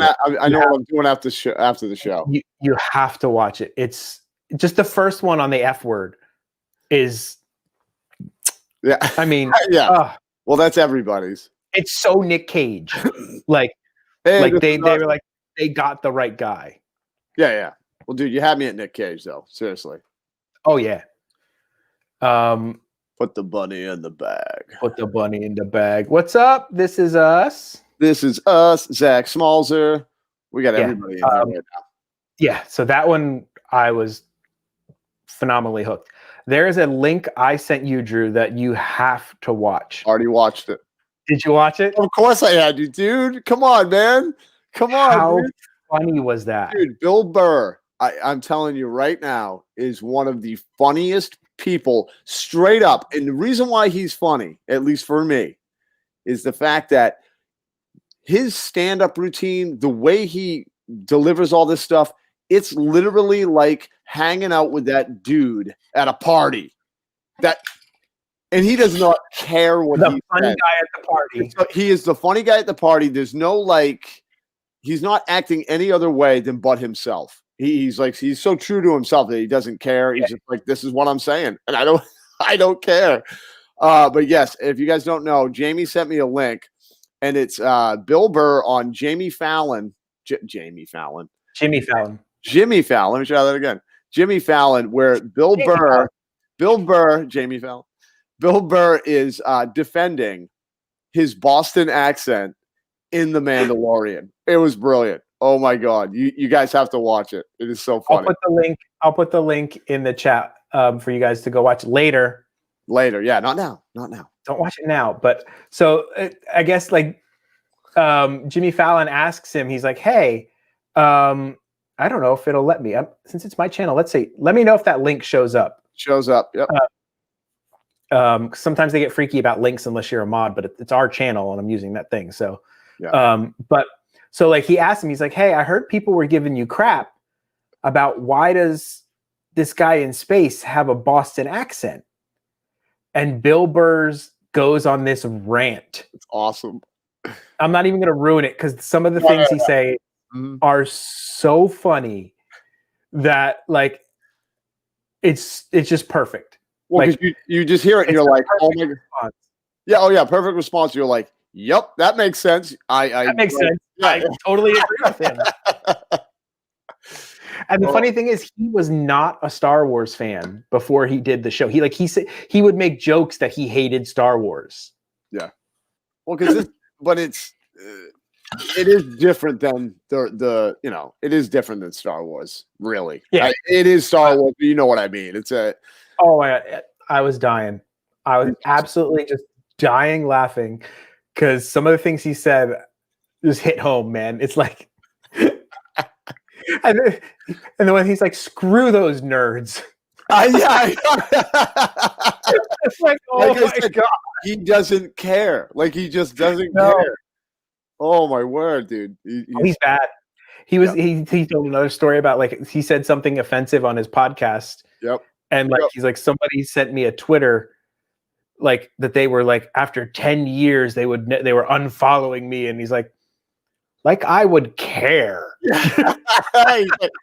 called him Joey Sixpack, thinking everybody needs to know this big thing that he's leaving. Yeah, the big announcement that everybody needs to know that he is no longer a part of this. Oh, I thought it was great. Yeah. I loved it so much. Bill I Burr, need to go watch his stand-up specials again because they're just wonderful. dude, he had one that he did in Massachusetts, man. And in the beginning, he's like walking around and just trashing on the town. Like just trashing on the town that he's playing in. You know, like He's actually in that place is town. yeah, he's like, this place is just a crap hole, and like just going off, man. He doesn't care. He doesn't. No. It's awesome.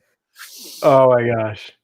Oh, but I did want to tell you, we were speaking about shows that were terrible. Okay. Terrible show. No, but it's exciting. I don't know if you ever had to watch this, but I know many parents had to, including me and Queen V. But it's a show that was on for 25 years. It's finally going off air. It's called Caillou. Have you ever? No. Oh, I've heard the name, dude, but I never was subjected dude, to Caillou. this kid's 4 years old in the show, and through the whole show, he whines. Like, dude, oh my God. It's painful. It was painful. But but it was like a big like news announcement that like parents were rejoicing because they canceled the canceled it, got rid of the show. So yeah, terrible show. If you've never seen it, check it out. I'm lucky I'd never had to see that because dude, we did. Oh, coffee in Miami. Rosie. Christy J, I need a good Cuban coffee. Love Cuban coffee. Cuban coffee is literally one of my favorite coffees. I mean, Agreed. Probably my top coffees would be a Cuban coffee, then a Vietnamese iced coffee, Vietnamese, and then a double espresso with a twist of lemon in it, just a lemon rind. That little twist that you were talking about. Oh, dude, it changes everything. Yeah. Changes everything. Those would be like my top coffees. Yeah. I actually forgot about that until you just brought it up again. I got to try that little twist of lime. Yeah. You just take the lemon rind. Yep. You don't need any lemon, just the rind. It just adds a little bit of something to it. Yeah. I make the Christy J, can we just come visit and you make us some coffees? Because now, Christy, are you Cuban? I wasn't assuming anything. I was just saying Miami, Cuban. That was the only reason I said it. I don't want to. I didn't know. No, I know that. Yeah. I didn't know. She said she makes a good Cuban coffee, and I was like, oh, okay. Because that's what I'm saying. She's gonna have to make us some Cuban coffee. My parents for sure. Oh, okay. All right.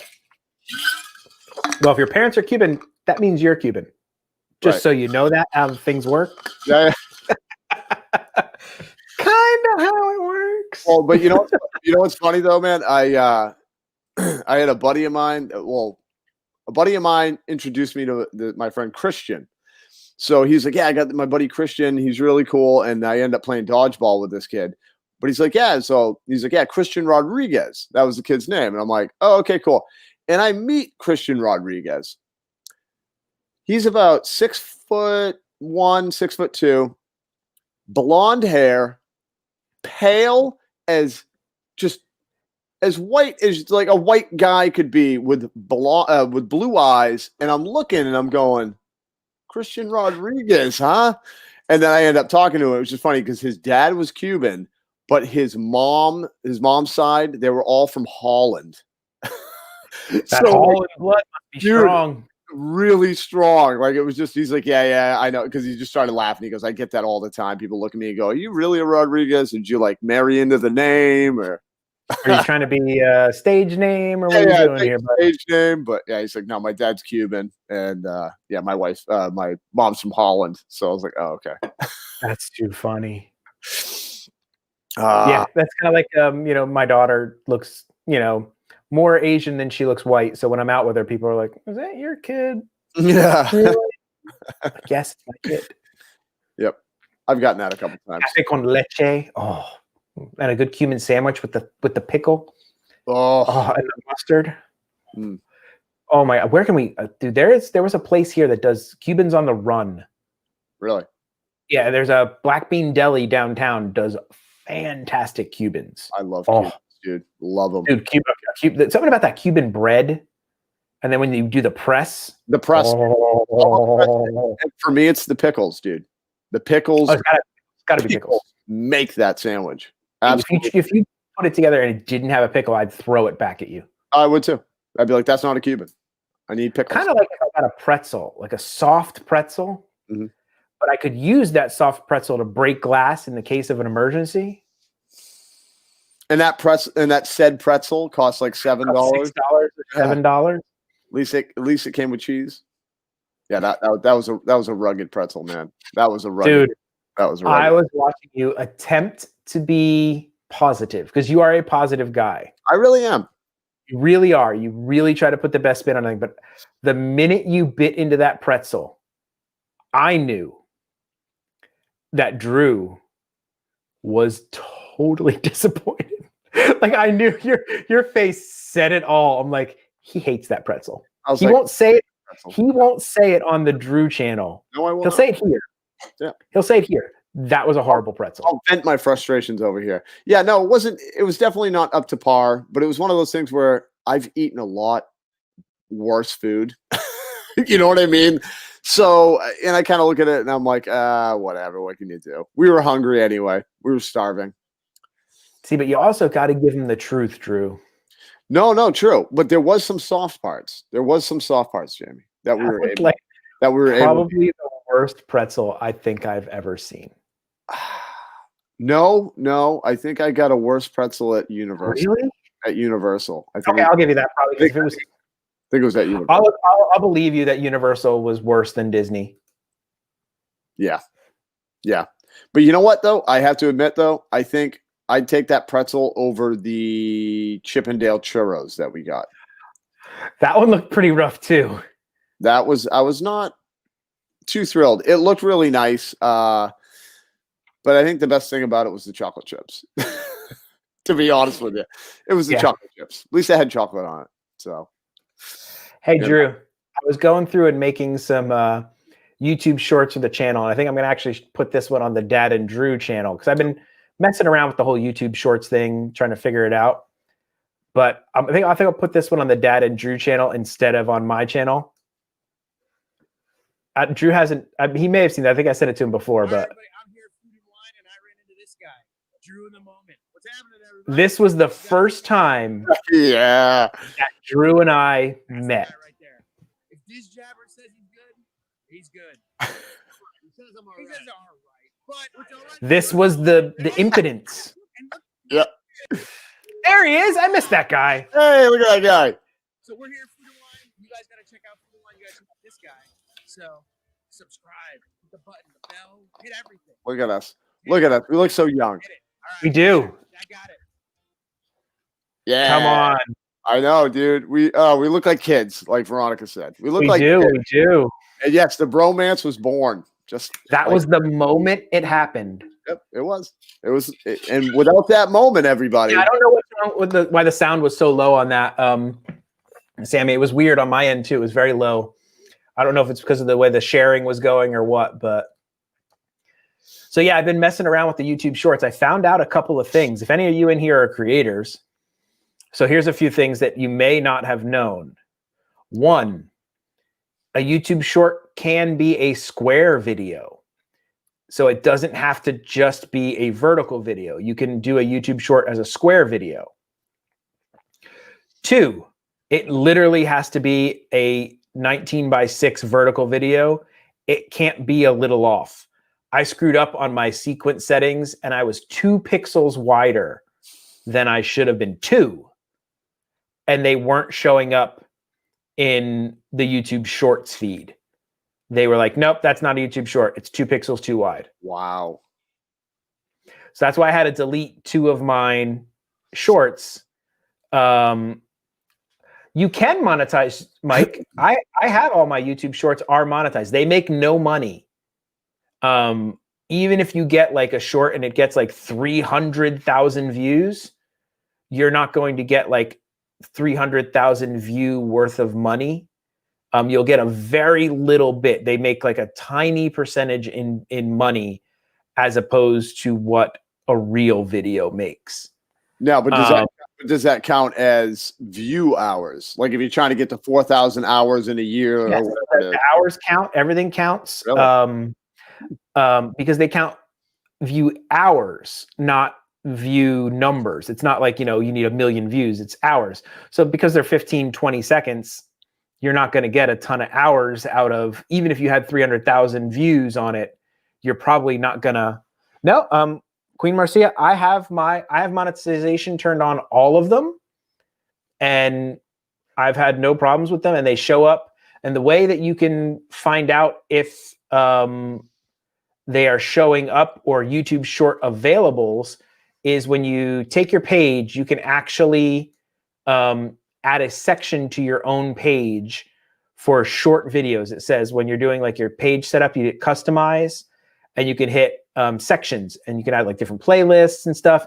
Well, you can add a section called shorts, and then it'll put any video that qualifies as a YouTube short when you go to your own channel. I'll show you here. So if I go to my channel's view, so here's my app, there's my channel. As I scroll, you'll see there will be a vertical video section that's going to show up right there. So these are all my YouTube shorts. All of the ones that I've done that will qualify as a YouTube short will show up there. Yes, they are competing with TikTok. This is their answer to TikTok. Yeah. So yeah, you can monetize YouTube shorts. They won't make very much money. Because I had to sit through a 5 and 10 minute ad on your page. So I had to sit through a 5 and 10 minute ad. Did you get more money for the big ads? Well, the way it works with ads is you get more money if the people don't skip the ad. So if the person skips the ad, you get a little bit because they did see some of it.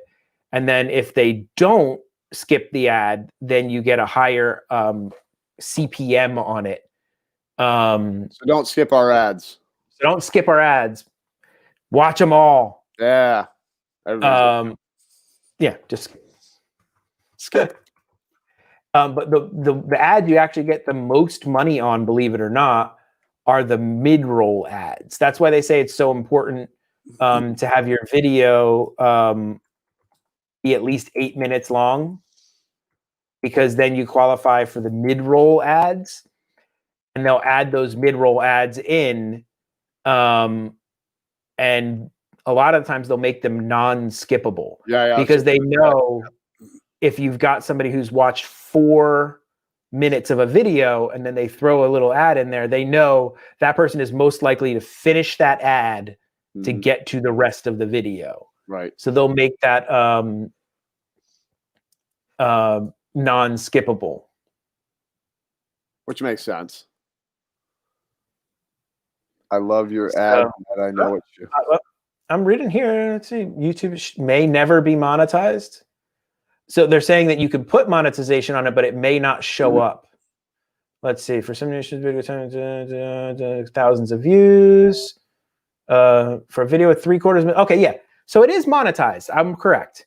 So there's this guy. This is a channel called vidIQ. They do a whole bunch of like teaching you YouTube channel. And for a video with 3/4 million views, this guy earned $6.82. It got 3/4 of a million views. Wow. But it's a known fact that Dids shouldn't be making any money because YouTube Shorts aren't monetized. So the short isn't monetized, but there are people who will watch your video not as a short, and those people could get an ad. So that's what it works. They're not getting to generate YouTube Premium subscription revenue. Okay. So is it even worth turning on monetization? I'm going to do some tests. Yeah. I've made myself a bunch of different YouTube shorts. I'm going to release a new YouTube short each day on my Dad Got Parks channel. Some of them I did vertical. Some of them I did square. Some of them I did without any graphics. So it's just the video itself. Some of them have like my subscribe graphic and something at the bottom. So I'm doing like a little test. So yeah, see which ones hit, which ones don't. To see which ones hit, what doesn't, and see how things are affected on that aspect. So it makes sense to, I guess, at this point, just turn off monetization on your YouTube shorts if you are monetized, because you're not really going to make any money off it anyway. Yeah, and really, dude, it's in my opinion, it's just like a little commercial for your That's channel. all it is, man. Period. Bottom line. And it is like they're saying, like it's just to get subs, so you can get subscribers. But I find it funny that people see a 12-second video and they're like, you know what? I like that. I'm going to subscribe. I'm going to subscribe. They watch a 20-minute video that you put your heart and soul into and edit it with great music and do all this cool stuff. And they're like, thumbs down. Thumbs down. I'm telling you. Now, you can still get a copyright strike. And depending on how terrible the copyright is, some things they'll just say that video won't be shown. Depends on what copyrighted music you'd probably be okay with. I wonder how that would work, because you'd get the strike, but it wouldn't hurt anything because they'd still show the video and they would just say that so-and-so's taking your revenue, but you're not getting revenue. Not getting revenue anyway. Yeah. Well, because can you do that on TikTok? You can do that on TikTok, right? Use other music. Well, people do that all the time. They do like dance videos to these different things, but I don't know if TikTok people are making money. True. Yeah, I don't know. Like, I don't know if TikTok is monetized. I don't do TikTok. I grabbed the name at one point just to grab it, but I don't know. Yeah, I had thought about it just because it's another platform, but I'm like, I don't know if that really. I don't know if that. I don't really know if that would bring traction, because I thought like, oh, Facebook would like get people. I got like nobody from Facebook. Pretty much given up on Facebook. Oh, me too. I tried joining these, these groups where you can post your link to your video once in a while, like every Monday and all this stuff. And you do that and you get like 2 likes on it. You know what I mean? Like, it's like, it was or like 1 view. Or 1 view. It's not really worth it, I thought. I hate TikTok as much as vertical video. I know a guy whose daughter who does TikTok, but she gets money from people who call her. Okay, yeah. So I don't know if, I'm sure TikTok is monetized. I mean, is TikTok monetized? I'd like to know. I don't really think I would ever do it. They're launching a $200 million fund to pay creators. Let's see. Interesting. Like, how do you get paid? You don't get paid. You do it for free. Yeah, right. Interesting. It doesn't even say how you get paid. More than 1,000 subscribers, 4,000 hours. It sounds like YouTube. TikTok. Okay. I guess they're just going to like pay you if you have a channel with followers. I don't know how that works. Or maybe you get to a certain amount of followers. We do have an Instagram page together, The Dad and Drew Show. Yes, we do. Queen V is in charge of that. Yes, and Drew Instagram. She does an amazing job on it. And we have a Patreon. We actually got our first Patreon. D for Disney. Dude, thank you, buddy. Amazing. Amazing. It feels good. It does. I help pay for some of these fancy graphics and stuff we got going on over here. And also for the things we're going to eat. Yes. Spicy, and I'm telling you, we got to start doing some weird stuff too. Weird foods. We got to do weird We foods. should definitely do some weird things. I really want to eat a chocolate-covered scorpion just because they have them at my mall. I saw you. That mall's the weirdest thing. It is weird. It is weird, but I like it. I like it. But it's one of those malls that's like, I feel like I'm 15 years ago when I watch. You know what I mean? Did you hang out at malls as a kid? I did a little bit, not too much, because like the mall, if we went to the mall, we'd have to take the bus, and there was 3 transfers. And it was like it cost more money than it was. Kind of a pain in the butt. I worked at a mall. Did you really? Never worked at a mall. Worked at the arcade. Oh, well, dude, that's working. I was an arcadesman at a mall. I had the key to Oh, open up all the games and turn them on to free play. Yeah. So you walked around like, I got the keys, everybody. Yeah. And then we would trade free games with the movie theater kids. So it'd be like, look, you come up, I'll let you play Mortal Kombat for free. But I get to go downstairs and watch any movie I want. They're like, I yeah. like- They just let you in. Hey, come on. That's awesome, dude. Yeah. Now that'd be that'd be The right. barter up my alley. system. Dude, free movies, count me in. Oh, dude. We would literally spend an entire day, like just go in the morning and watch movies. Like, okay, this one ends. Okay, we'll go to that one. Then we'll go to that one, and then we'll go to that one. Yeah, I loved it. Jamie, that's another reason why we're friends. I could literally spend all day watching movies. I never. Oh, I love like literally. Movies are legitimately the greatest thing in the world. I mean, Yep. it's an escape. It's fun.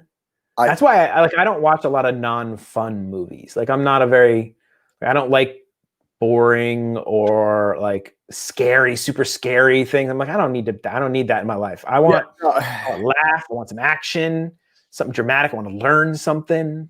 See, like, well, we talked about that too with like scary movies. Like, I don't like, gross, like yucky movies. You know what I mean? Yes. They're just like gross. Like, but I do like that, like the spooky kind of mystery kind of movies. You know what I mean? That are intriguing, kind of intriguing. Like, Those like suspenseful movies. That's what I mean. I'm sorry, not. I like those. I'm good for those. Yeah, a suspense, not horror. Not a big horror guy. What was the mall name? Richard Angelo Woods. The mall name is Lakeland Square Mall. Is the name of it, and it's but it was hopping the other night that we went. It was actually hopping. Like there was a lot of people in there. But it's like the time, or the place that time forgot, for sure. Yes. Super I fun. love those, like, because you were showing me like all the weird things you could buy, and it was like most of them was at FYE, yeah, which is such a weird store. Dude, they have so much weird stuff. It's almost like Hot Topic. Plus, we had a store back up north. I don't know if they have them down here, called Newberry Comics. Never heard of that. No, it's big, very big up in Maine. Is back on the escalator again. Oh, but yeah, no, but this mall is just one level, so that kind of stinks. I like the two level mall. Mm-hmm. Hey, do you remember that segment you said you were going to start, but then you only pulled one story ever and never did anything again? I did too. What we're dealing with here is a complete lack of respect for the law. Jamie, do you have a story, or do I need to find one right now? Nope. This one made me laugh, buddy. Oh, he found one. A shoplifting Florida man flees the store, and Florida, this had to be Florida, strips naked as steaks fall out of his pants.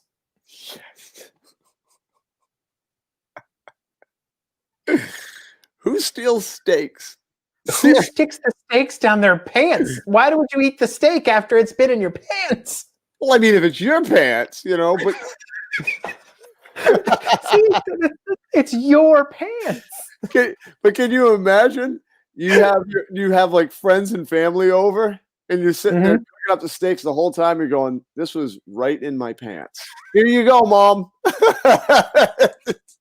So the manager of a Save-A-Lot store in DeLand confronted this man when they saw him stuffing meat in his pants. The man attempted to restrain him. He wriggled free, ran out of the store, taking off his clothes. Not sure why that would be your go-to move to escape. You got really hot. Spotted him running out of the store naked. When he refused to stop, he was tased. Of course he was. He stole 4 packs of ribeye steaks valued at $41. Woo! He's a big baller. Dude. My question in this whole thing is Uh-oh. Jamie hit something. And now I'm alone. I wish I could finish the story, everybody, but we'll just have to wait for Jamie. I did it again. I hit instead of stop sharing screen, I hit leave studio. I know. It's just my face came up, and I'm like, well, I guess I'm running. Yeah. It's like Drew's in running the show. I'm running the show. That's scary. So I'll get back to before my technical difficulty. I have a twofold question. One, who wants the steaks after they've been in your pants? I know you say they're your pants, but Well, still. yeah, sure. Yeah, I agree. Two, why is getting naked your go-to move? Like, did he think they wouldn't see him if he was like he'd become invisible?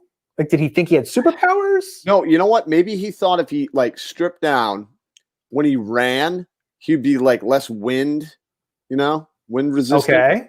I'm just thinking. I don't know. You know how like swimmers shave their hair, arm hair and stuff? Okay. So they can like go faster in the water. Maybe he was going for aerodynamics. Aerodynamics, man. I can answer number two. Number one, I can't answer. Okay, Chasing Dreams with Mike, go. And you're on. and you're on. Getting rid of the evidence. Yep. If the evidence were your clothes, I don't understand how that. Number two is YOLO. People have used this before. What is YOLO again? You only live once? Yeah, okay. But I don't see how that works in this situation, Mike. Hey, man. You only live once. Why not put meat down? This was a good point. If you're stealing steaks from Save-A-Lot, you're not thinking probably in general. I kind of thought the same thing that, like, I was surprised that the steaks cost $41 at Save-A-Lot. Right. Because, yeah. I didn't want to knock on Save-A-Lot because I've never been to a Save-A-Lot, but I was Neither have I, but it sounds like a dollar store to me. Yeah. I was thinking like dollar store steaks. Do you know they sell steaks at the dollar store? I just was going to bring that up. Who is buying steak? Cuts of beef. Are they really cuts of beef? That's the real. Are they really beef? That's the real question, man. And whose pants were they in before they made it to the store? You know what? Maybe that guy works for the dollar store. Maybe. He's getting the steaks to resell. He was restocking. Restocking. Oh my gosh. That's horrible. Yeah, see, Lorna thinks he wanted to show off his muscles. Maybe he thought they would be like so, impressed by his physique. They'd be like, you know what? Yeah. Or maybe he thought like if he did that, like they would just like the meat would just stick to him and it would just look like, he had a lot of muscle coming off. I don't know where your head is on that one, Mike. Now, Sally Turner, if I was a cop, 100% when I found this guy, I would have screamed, "Where's the beef?" Yep. And where's right the beef? before I tased him? And where's the beef? Maybe. Yeah, right before. Excuse me, sir. Where's the beef? Zzz. Yeah. I would be a terrible police officer, by the way. Like I would take nothing serious. Yeah. I know I would abuse my power. Yep. This is why you can't let me be one. I would personally, I know I should not be trusted. You ever think something like, you really shouldn't trust me with that? Yeah, no, all the time. I don't even want that responsibility or anything like that. Nope. Oh, dad joke. He was a beefy guy. Now, Love James, it. speaking of tasers, have you ever been tased? Yeah? I have. Were you stealing steak or why did you No, it was dumb friends. yeah. We got a taser and we decided that alcohol should be involved. Yep. And we should test said taser. Yep. And they hurt. Oh, they do. They do. Yep. They really do. No, I had the experience as well. There was no alcohol involved. It was just me and my friend James. Middle of the summer, we're walking down. Never trusted James. No. We're walking down the street, and let's say it was one of the less savory streets in the town I grew up in. And we're walking down the street because it was like a cut through. And my buddy looks down, he goes, "Dude, there's a taser on the ground." I was like, "What?" So he picks it up. Zap, Never trust street tasers. Oh yeah, dude. So he gets it. We both look at each other instantly. Both thought the same thing. We need to try this thing out. So my buddy's like, "All right." He goes, "You go first. Get me first." I'm like, "All right, dude." So I just went, like right in his side. He got so mad. He's like, "That hurt." And I'm like, "Well, obviously it hurt, dude." And then he takes it. I'm like, "All right." I was like, "All right, do me." And I'm waiting for it, dude. He goes right to my neck. Oh. Right to my neck. Dude, I went down like a sack of potatoes, dude. Right on the neck. Dumb. Yeah. We're dumb people. This is another reason why I'm a dumb person. So I grew up when we moved. So I grew up in like the suburbs, really originally, like the suburbs of New Jersey. And right before I went to high school. My first year of high school, we moved to northern New Jersey. If you've ever seen a map, New Jersey kind of looks like a mailman, and he has a hat at the top. I lived right at the tip of the hat. Oh wow. And it was as rural gets. Like my nearest neighbor was a cow farmer. And like I can tell my daughter that I walked 2 miles uphill in the snow both ways from my bus stop and not be lying. But in this area, there were electrified fences. Oh yeah. Yep. For livestock. You did it. I wonder what that's like. Yep. So we started off with like touching it with a rock. So you hold the rock and you touch the electric fence with the rock, and it dulled it. It was kind of like a tingle. Mm-hmm. So like, ooh, wow, that tingles. Do it without the rock. Okay. Out. Knocked me on. These things are meant to knock down cows. And yeah, put me dead on my butt, like done, like blacked out, woke back up, like what just happened? What just happened? And then my friend did it. After he saw that. Oh, dude. If that's what friends do, man. If I saw you do it, I'd be like, well, I guess I have to do it too. I can't let you do it all by yourself. Yeah. Yeah. That's how dumb I was as a child. And that probably could explain a few things now. Yeah. I think you and I might not have made it if we hung out back in the day. No. I don't think we'd be here I right don't now. think it would have went well. No, I think there would have been a lot of bad things. Yes, a lot of bad decisions.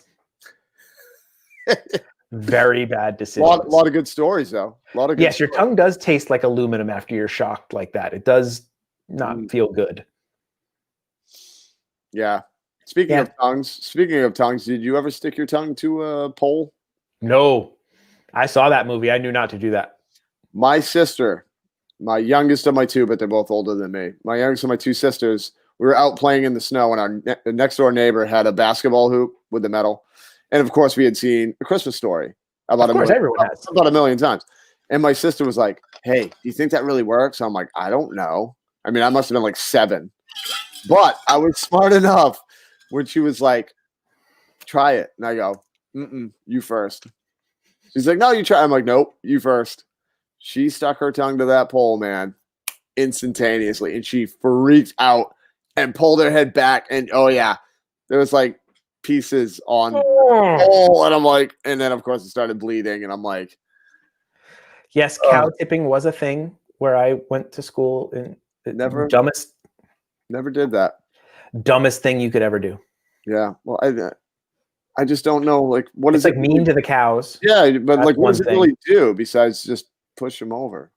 Nothing. They get hurt or anything? Or, yeah, yeah, I can imagine. They get pissed. They're like, I was sleeping.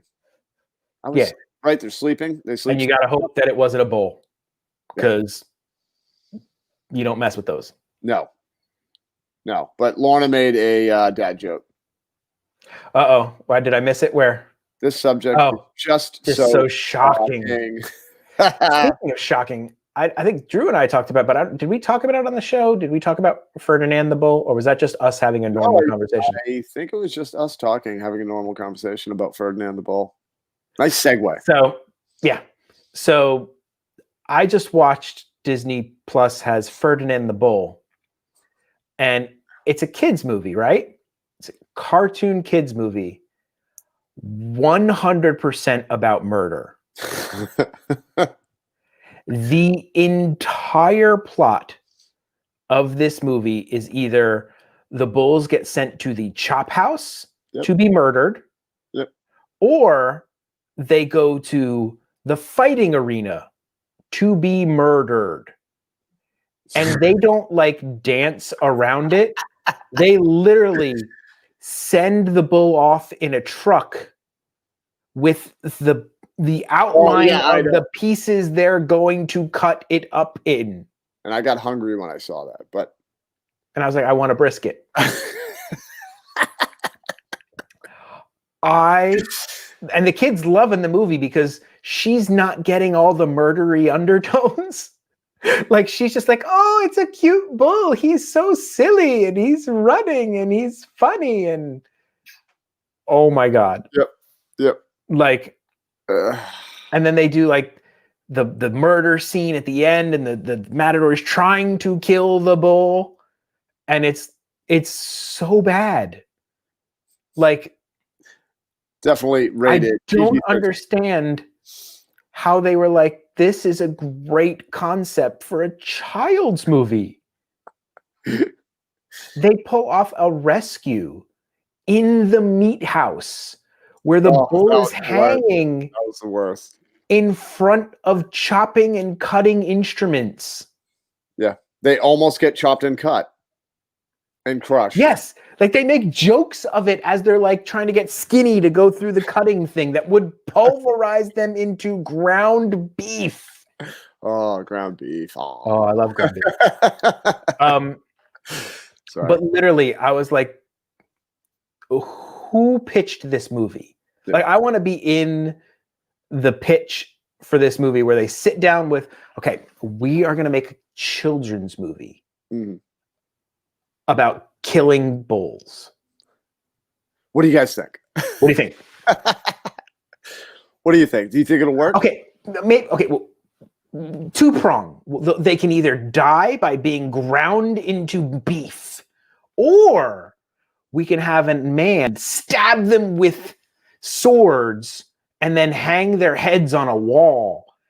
And the son of one of the main characters is going to see his dad's head on a wall. This is going to be one of the scenes in our movie. What do you think? Kids movie, go. Yeah, I like it. Let's greenlight it. It is like Saw for kids. I was blown away. And I kept looking over at the kid because she's pretty emotional. Like she's a very emotional, like gets very emotional about different things. And like she cried in Wonder Woman, like was bawling crying at the ending of Wonder Woman because like there was like sadness and people were being mean to other people. Like she didn't like it. But this somehow it went over her head. She did not catch it. Thank God. She did not. Because I'm literally looking over her every once in a while, like, is she picking up murdery parts? Is she picking up murdery parts? Yeah. Is she picking up what they're throwing down here with murder? I was floored. But the horses were funny. But the horses, best, one of the funniest things I've seen in an animated movie in a long time. Absolutely. And they were German. They were like Austrian too. Like there was an Austrian and a German one. It was German. And they do the funny dance. You are a stinky bull. Like a stinky bull. A stinky bull.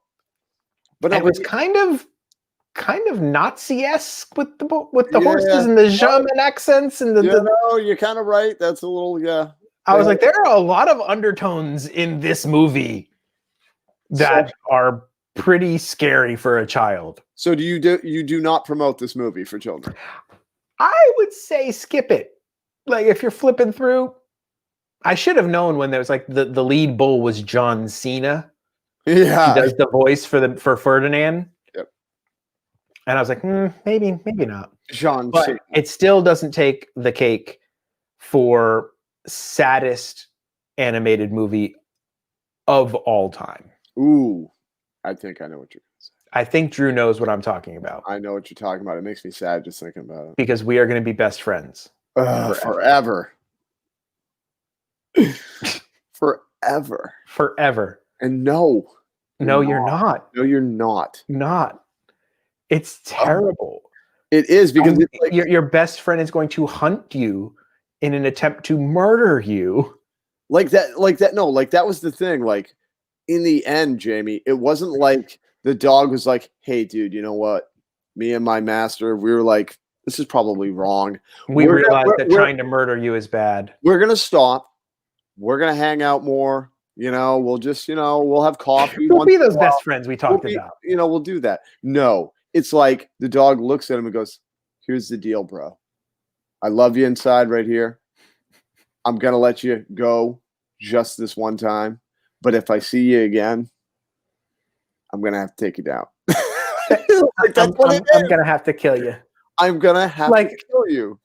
So really, so yeah, sad. Jaquita. If you don't know, we are talking about The Fox and the Hound. Yes, which is a terrible children's movie.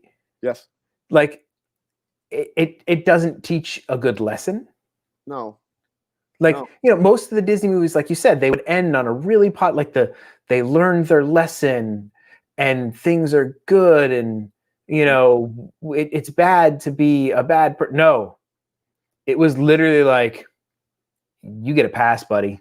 But if I see you again around here. Yeah.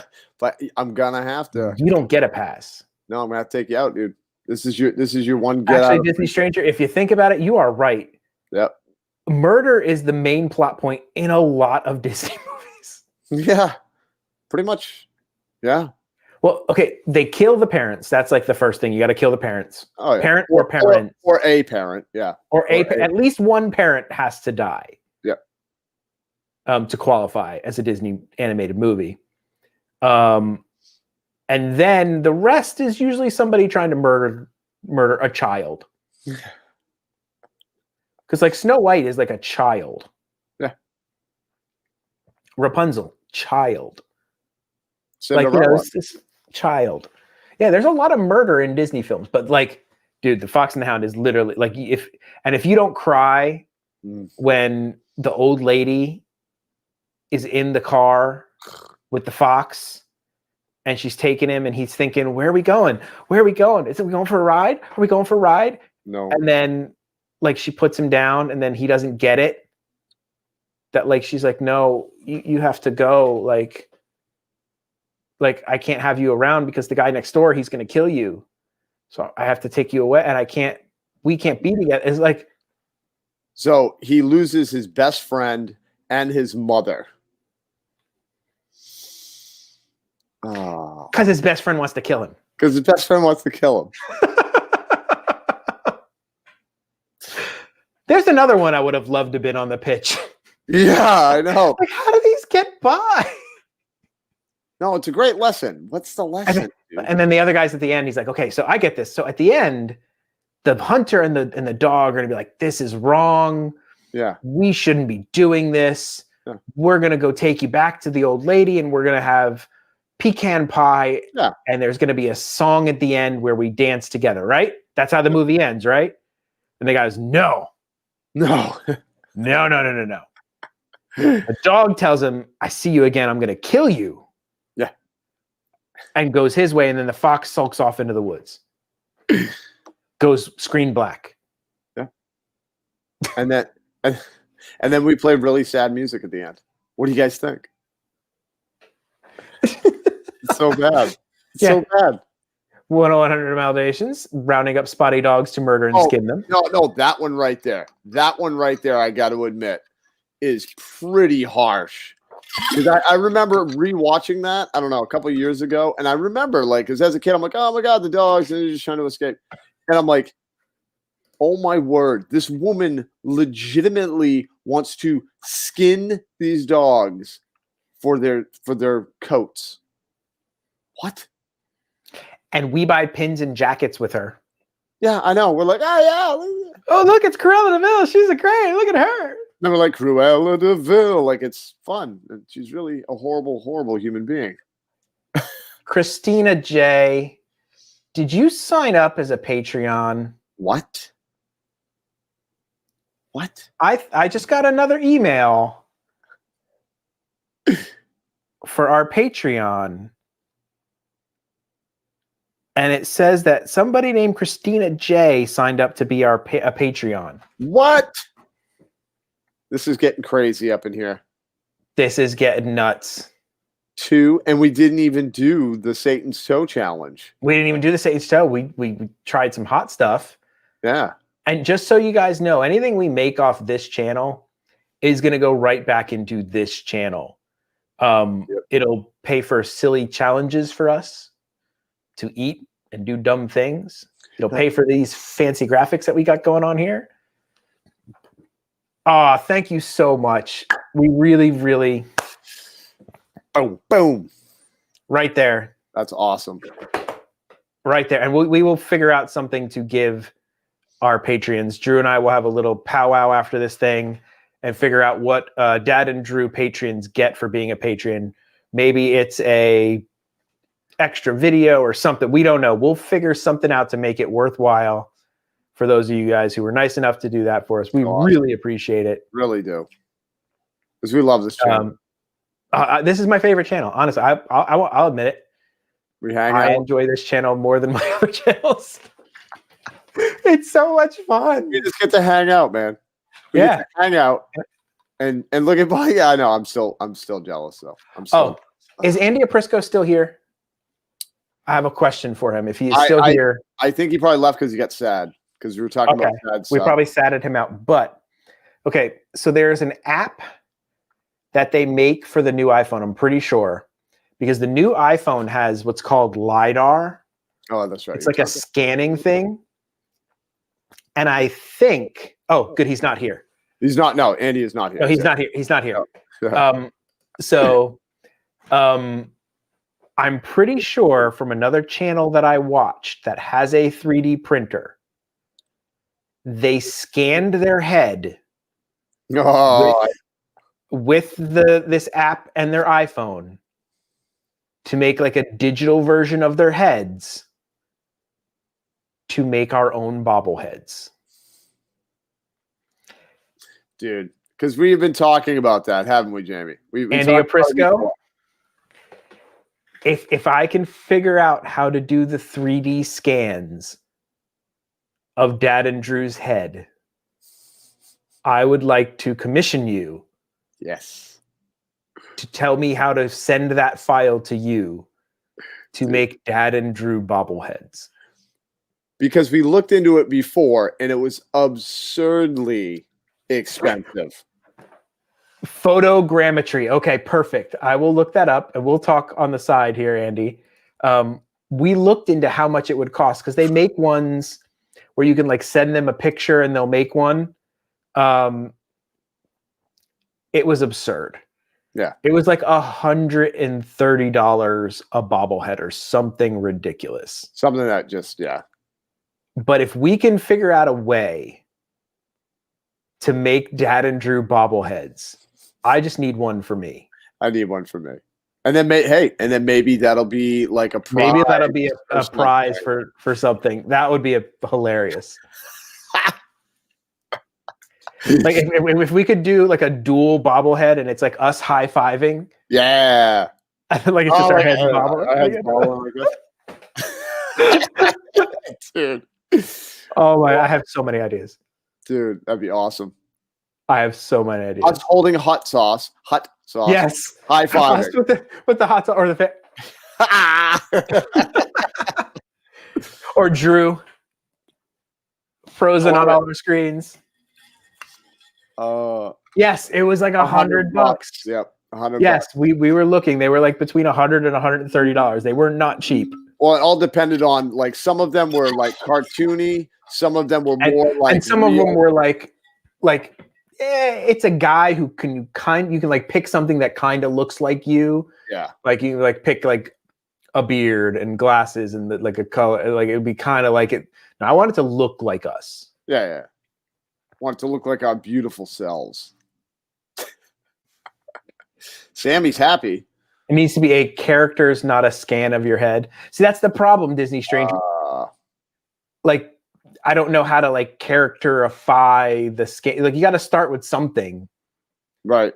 So that's why I wanted to do like an actual scan of our head, so it looked like this. Yeah. We don't want a generic version that we're like, it sort of looks like Drew and Jamie. buy like a Vision bobblehead and put the hat on it and call it Drew. Yeah, right. Like Well, just make a little page boy hat and put it on Drew. that might work. That might actually work. I don't know what the heck we could buy for me. Nick Lachey. See, I look nothing like him though. That's the best part of this whole thing, and people thinking I looked like Nick Lachey. I look nothing like that man. Yeah, I don't see it. I don't see the Nick Lachey. Fit. No. Maybe a young Chuck Norris now that I have the beard. I don't know. Ooh, yes. Oh, dude, I love those Chuck Norris things, man. The Chuck Norris jokes are probably some of the best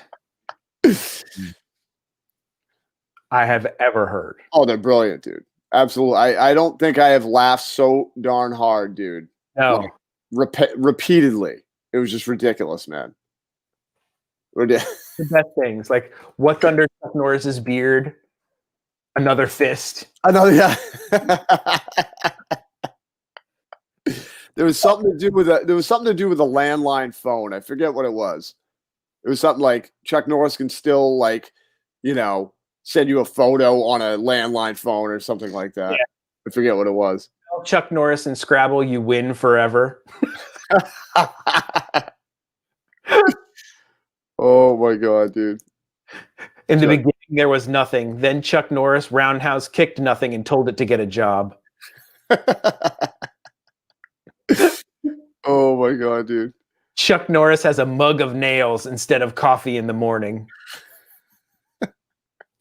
Oh, my favorite one. Chuck Norris's tears cure cancer. Too bad he has never cried. I just read that one. I love this too, dude. Chuck Norris does not sleep. He waits.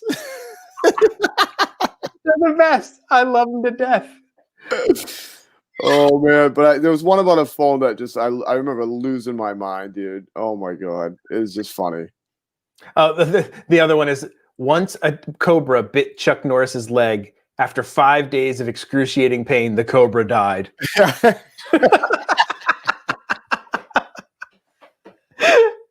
Oh, I love it so much. Hey, Jamie, when Chuck Norris enters a room, he doesn't turn the lights on. He turns the dark off. So stupid. Hey, Drew, did you know when the boogeyman goes to sleep every night, he checks his closet for Chuck Norris?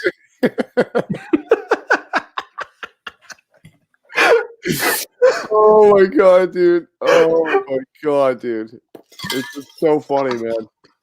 Did you know that Death once had a near Chuck Norris event?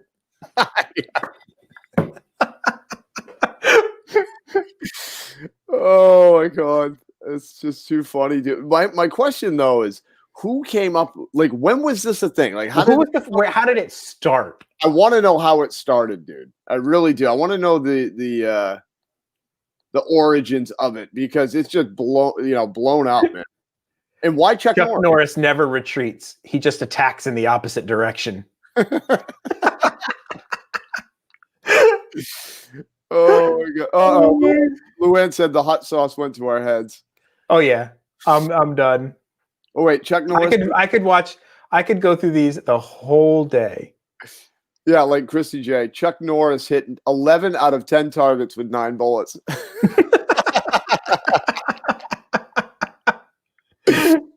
Oh. Chuck Norris destroyed the periodic table because Chuck Norris only recognizes the element of surprise. That's a good one. That one's deep.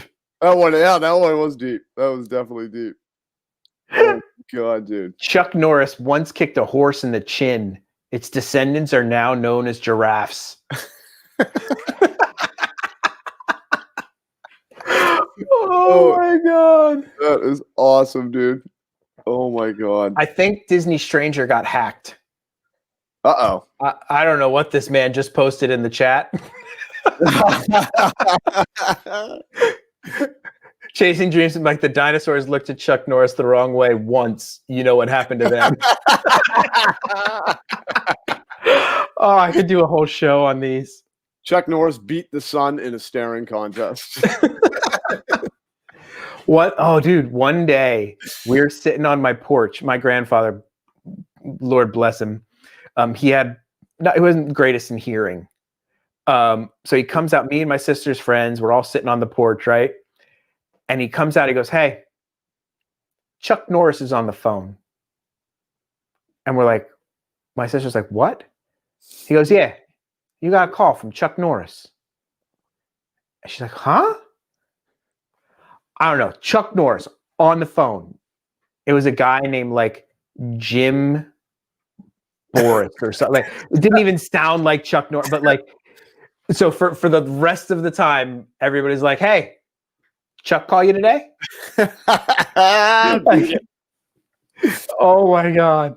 Oh man. Can you imagine though if it actually was Chuck Norris? That'd be pretty impressive.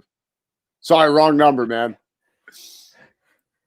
Chuck Norris would show up my sister's creditorians with about 20 bodyguards. Wow. Holy cow. Why does he need that many bodyguards? He's Chuck Norris. I was just gonna say that. What Drew the pick? Oh, the pick of Drew bobblehead at Drew in the moment. Oh, okay, hold on. Let me see. I don't know about that. I'm scared to click on this. I don't Oh, I can't. Oh, I can put you on timeout. I want to click on the link. I can't click on the link right now for some reason in the StreamYard thing. It won't let me click on the link. Nah. I wanted to see. Stranger, can you send that to me on Instagram? On Insta? Send me an Insta with it. I know. I try to get hip with the lingo, but I'm just not hip anymore, Jamie. Yeah, I've never been hip. No, I haven't really either, ever. I never knew how to be hip, Jamie. I've just been hip to be square. Ooh, badum-cha. Badum-cha. Yeah, Kyle said he's 80 now. I know. He doesn't look 80 though. Probably could still kick our butts. I agree. I wouldn't. I saw a picture of him, and like he doesn't really look 80. No. No. See, I'm wondering if he's on Instagram. Well, nope. Yeah, no. I did see he did have to put like his publicist put out a message recently. He was in the news recently. Really? Yep. There was a Chuck Norris lookalike. Oh, geez. Taking photos during that whole mess that went down in the Capitol. And Chuck Norris's people had to come out and say, "That's not Chuck. Chuck was at his ranch in wherever. Chuck wasn't there." Yeah. Like he had to come out and say that because like people were posting pictures like, "Oh my God, Chuck Norris is there," and they're like, "No, Chuck Norris is not." Because he doesn't want to be known that he's at the madness. Yeah, I don't think anybody wants to be known that they were there. I'm not sure. So this is what the stranger sent me. Wow, I mean, I'm pretty stylish there.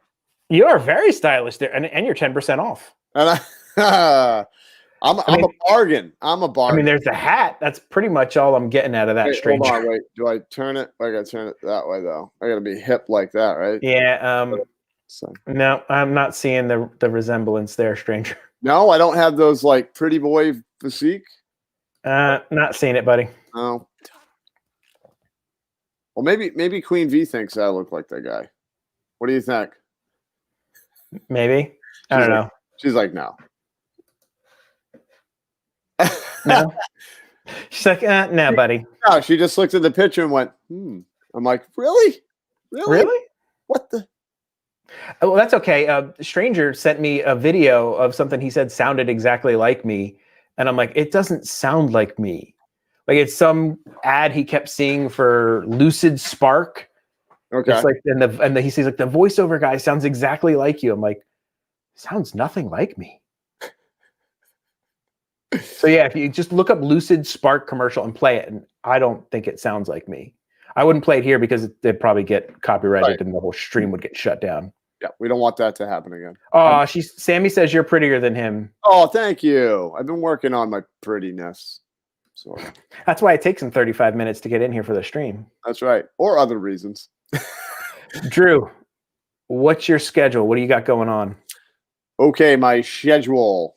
And I checked it over with the Queen. So better because yeah, so I actually have correct information. Christy, I don't like guys who look prettier than me. I wouldn't trust guys who look prettier than women. If your guy takes longer to get ready than you do, maybe there's an issue. Yeah. If they spend more time in the bathroom, getting all as you guys can tell, it takes me hours to look this good. Oh, Cool. So you can imagine what I look like if I don't get ready. No, but so schedule. Tomorrow, we are hitting up Magic Kingdom live stream. Trying to be there as early as possible, guessing about 5. Then on Sunday, we are rope dropping Epcot. We're going to be probably try to start the stream around 10 or so. We're going to go from Epcot for a little bit, and then we're going to park hop over to Magic Kingdom or what other park is available. Hopefully it'll be Magic Kingdom, but we'll see. So yeah, that's what we got going on. What about you? What nice. On James Dog. Well, I'm going to be putting out probably a small little video tomorrow, I hope, announcing the winner of my 2,000 subscriber giveaway. Which, Jamie, congratulations. Woo! I will be announcing who's going to win these lovely little items, this sparkly, goldy lounge fly thing, Thingamabob. and this little Stitch hat, which is so cute. It is really cute. I like that. So I will be announcing the winner of that tomorrow. And then I got to think of what the 3,000 subscriber giveaway is going to be. Because I'm already like a quarter of the way or something. I'm like 2166. So I better get on with it before it hits 3,000 before I announce the new subscriber giveaway. Exactly.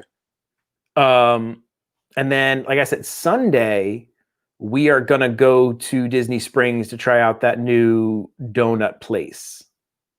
Which I think that's going to be good, but I don't think it's going to be, like you're saying, like Gideon's, because honestly, I don't think it's going to be Gideon's level. I think people are more prone to get a cookie than a donut. Like really, I know a lot of people like donuts. Don't get me wrong, but I think more people are going to go for a cookie over a donut. But yeah, Andy, the USPS has been horrible, so we might get that package by February. So